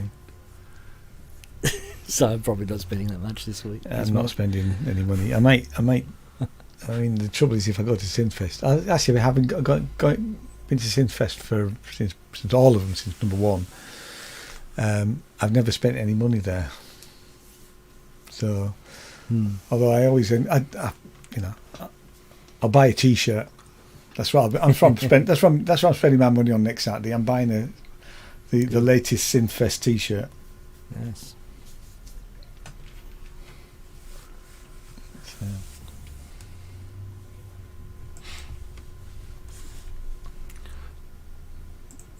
So what's the size on the Oh, it doesn't matter. Size on T-shirt being extra large. What do they charge for shirts at those shows? Pretty expensive? No, they're pretty cheap actually. I think less than a tenner. Okay. Oh, that's good. Yeah. No. Is it really thin material, or no? Is it? I mean, literally, I have been wearing them, and I've still got. They're all still perfectly wearable. Multiple washers. I used to buy concert definitely. T-shirts, and they're always the worst. I bought a concert T-shirt from a band called Merry Hell, and it's grey, but you can't actually see it anymore, and it's not been worn or washed that much. But so it's had probably half a dozen washes, and you can't even read the band anymore. No, the Synthfest T-shirts aren't like that. They're actually really pretty. There's always a different design on each one, and sometimes they're a different colour. I've got a couple of grey ones, blue ones. They're all right actually. Yeah, no, I mean, so if you look at the tag, it's like a name brand, Don't know. Actually, I don't know.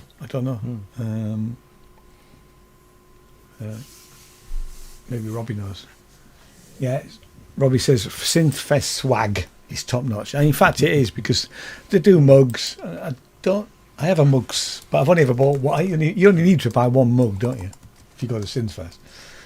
I have a water bottle which I don't use as well. Bought them in previous years. But yeah, the stuff that they sell there at the store is great actually. Yeah, I kind of stopped buying that stuff. Even I'm into horror movies a lot, and there's a site called Fright Rags that makes pretty good stuff graphically, but the shirt quality is often really crap. I mean, I went to see the Levelers, and I was going to buy a T-shirt, but the T-shirt was 38 quid. And I went, I'm not spending £38 on a T-shirt, So, got one off eBay for 15, But I mean, that just seems. I mean, to be honest, I think this T-shirt's expensive at $18.99, but I'm not making them. If I can find them cheaper and then have some stock, But these are print-on-demand things, so yeah, I think we're making about £1 on each shirt after we ship them. So, and that's the problem with the t-shirt business, I think. Another topic, Ian, when your record label releases on DigiD, how do you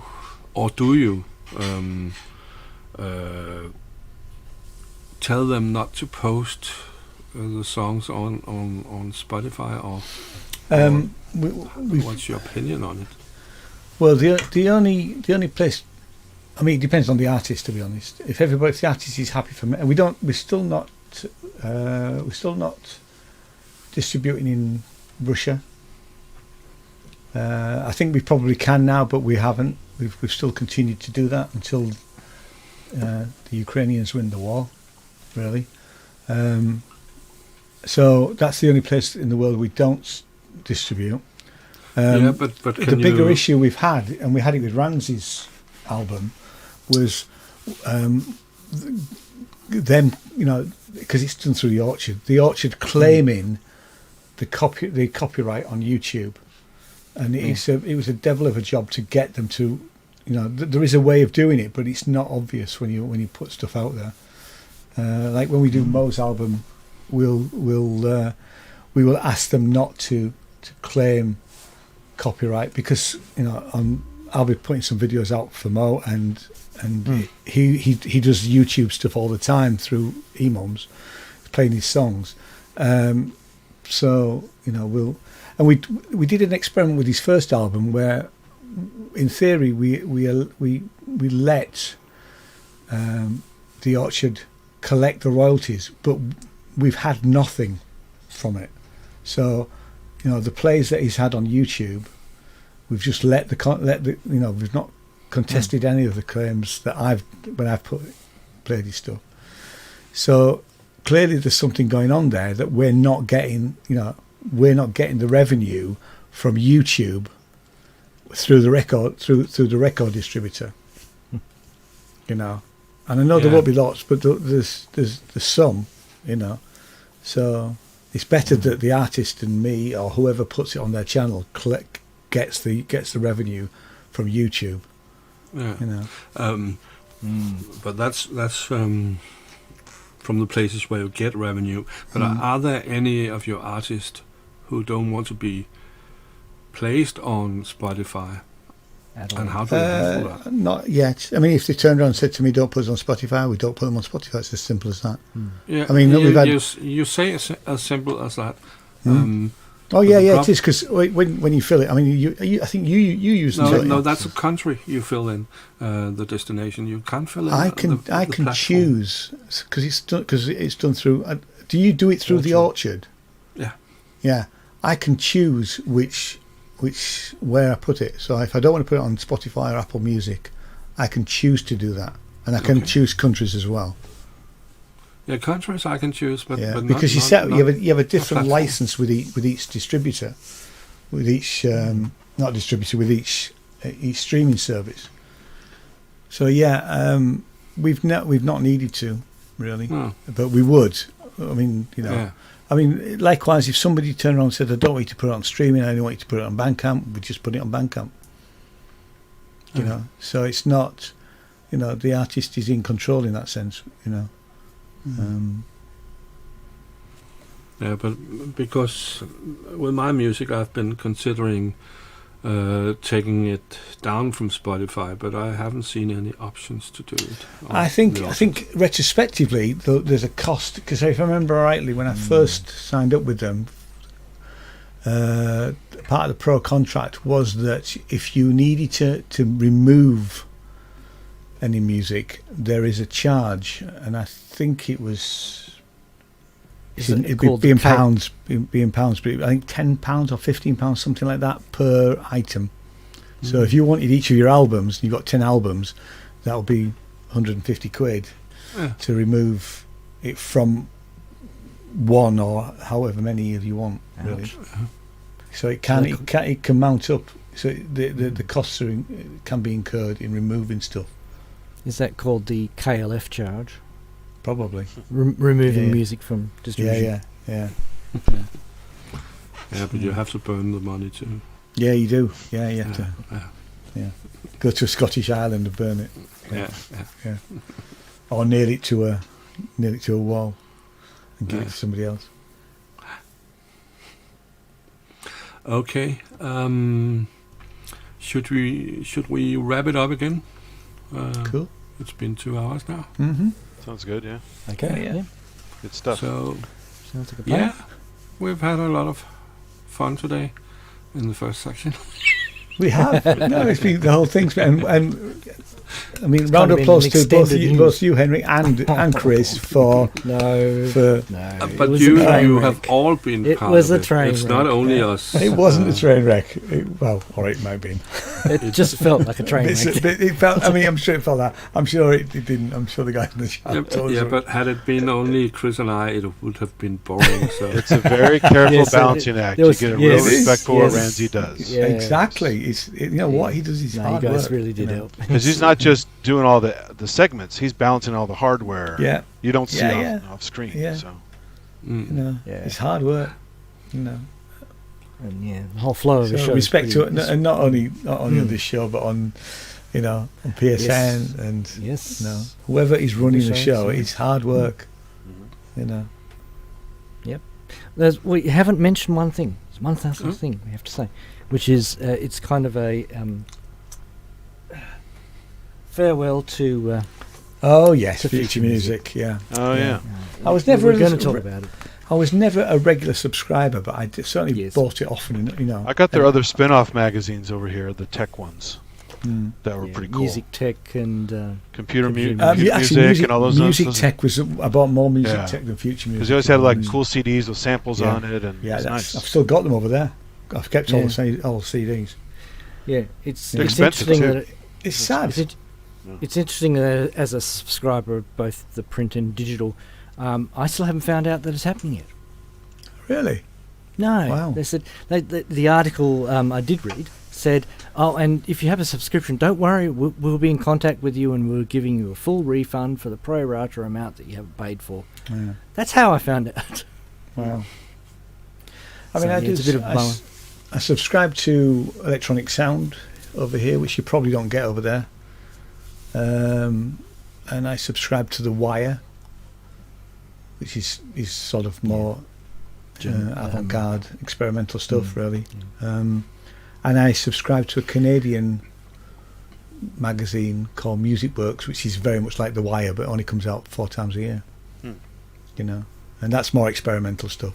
But they always give you a CD with that, which is actually quite nice because it's music that that's one of the ways to hear music that I wouldn't normally listen to.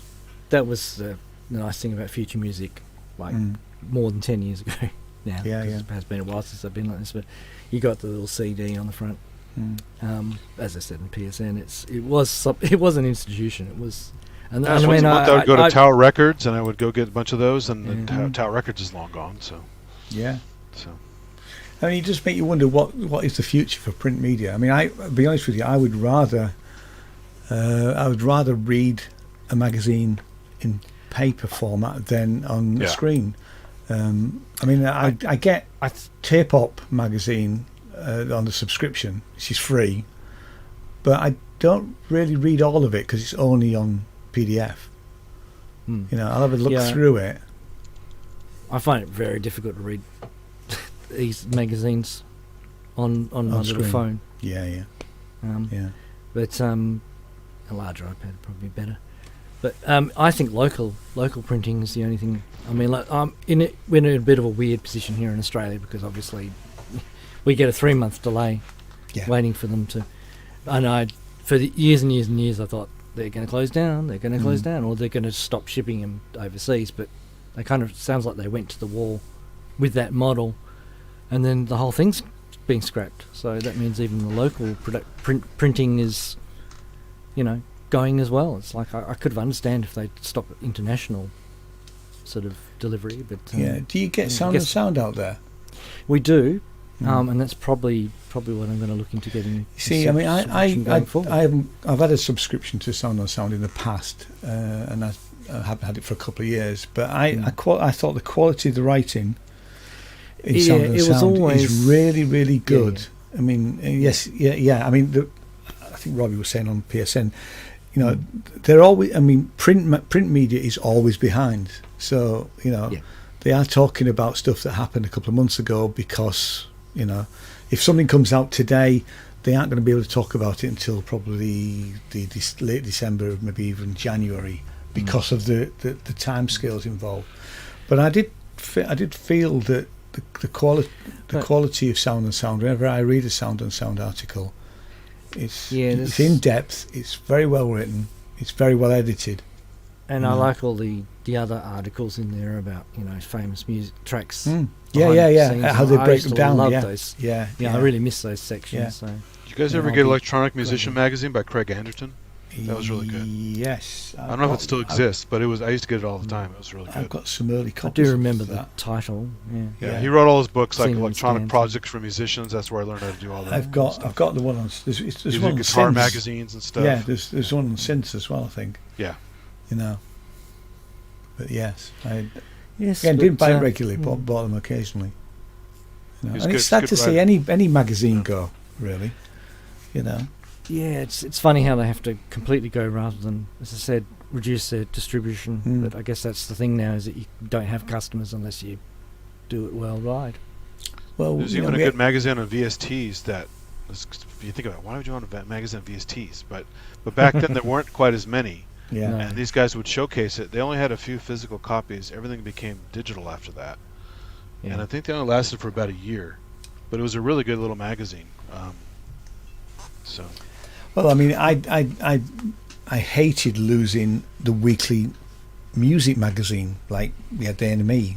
I mean, I always thought the NME were a bit up themselves, to be honest. But I preferred. We had Melody Maker magazine over here, and those Melody Maker went a long time ago, and then NME went digital, and I've never bothered. I would occasionally buy it if I was in a shop, just to, because by then. I'm afraid the kiddies only look on screens now. Yeah, so they do. Yeah. I'm afraid the fate of the magazine seems to There's feel the pose of just doing this all the time. Just Yeah, exactly. Yeah. I'm bumping into lampposts. Yeah. But let's wrap it up. If I hadn't yes. And if you want this show in paper form, write to Ranzee, Perth, Australia. Yeah. I am not volunteering for that. I don't mind doing No, a bit that's of writing Ranzee's from time to that. Yes, Now we've had 2 can't weeks spell. to prepare that. Yeah. Okay. Okay. Thank you, everybody. Yeah, and thanks, thank you to all the chatties. Everybody. We'll see you another time. Yeah. And next week, Probably Rance next is week. back. So Yay. and I can sleep a little longer. Yeah. Thanks ever so much. 3 o'clock in the afternoon is quite early. Yeah. Okay. See Great you. job, Henrik. Bye. Thanks. Well done. Thanks. Well done, Good Henrik. stuff. Cheers, mate. Bye. See you, folks.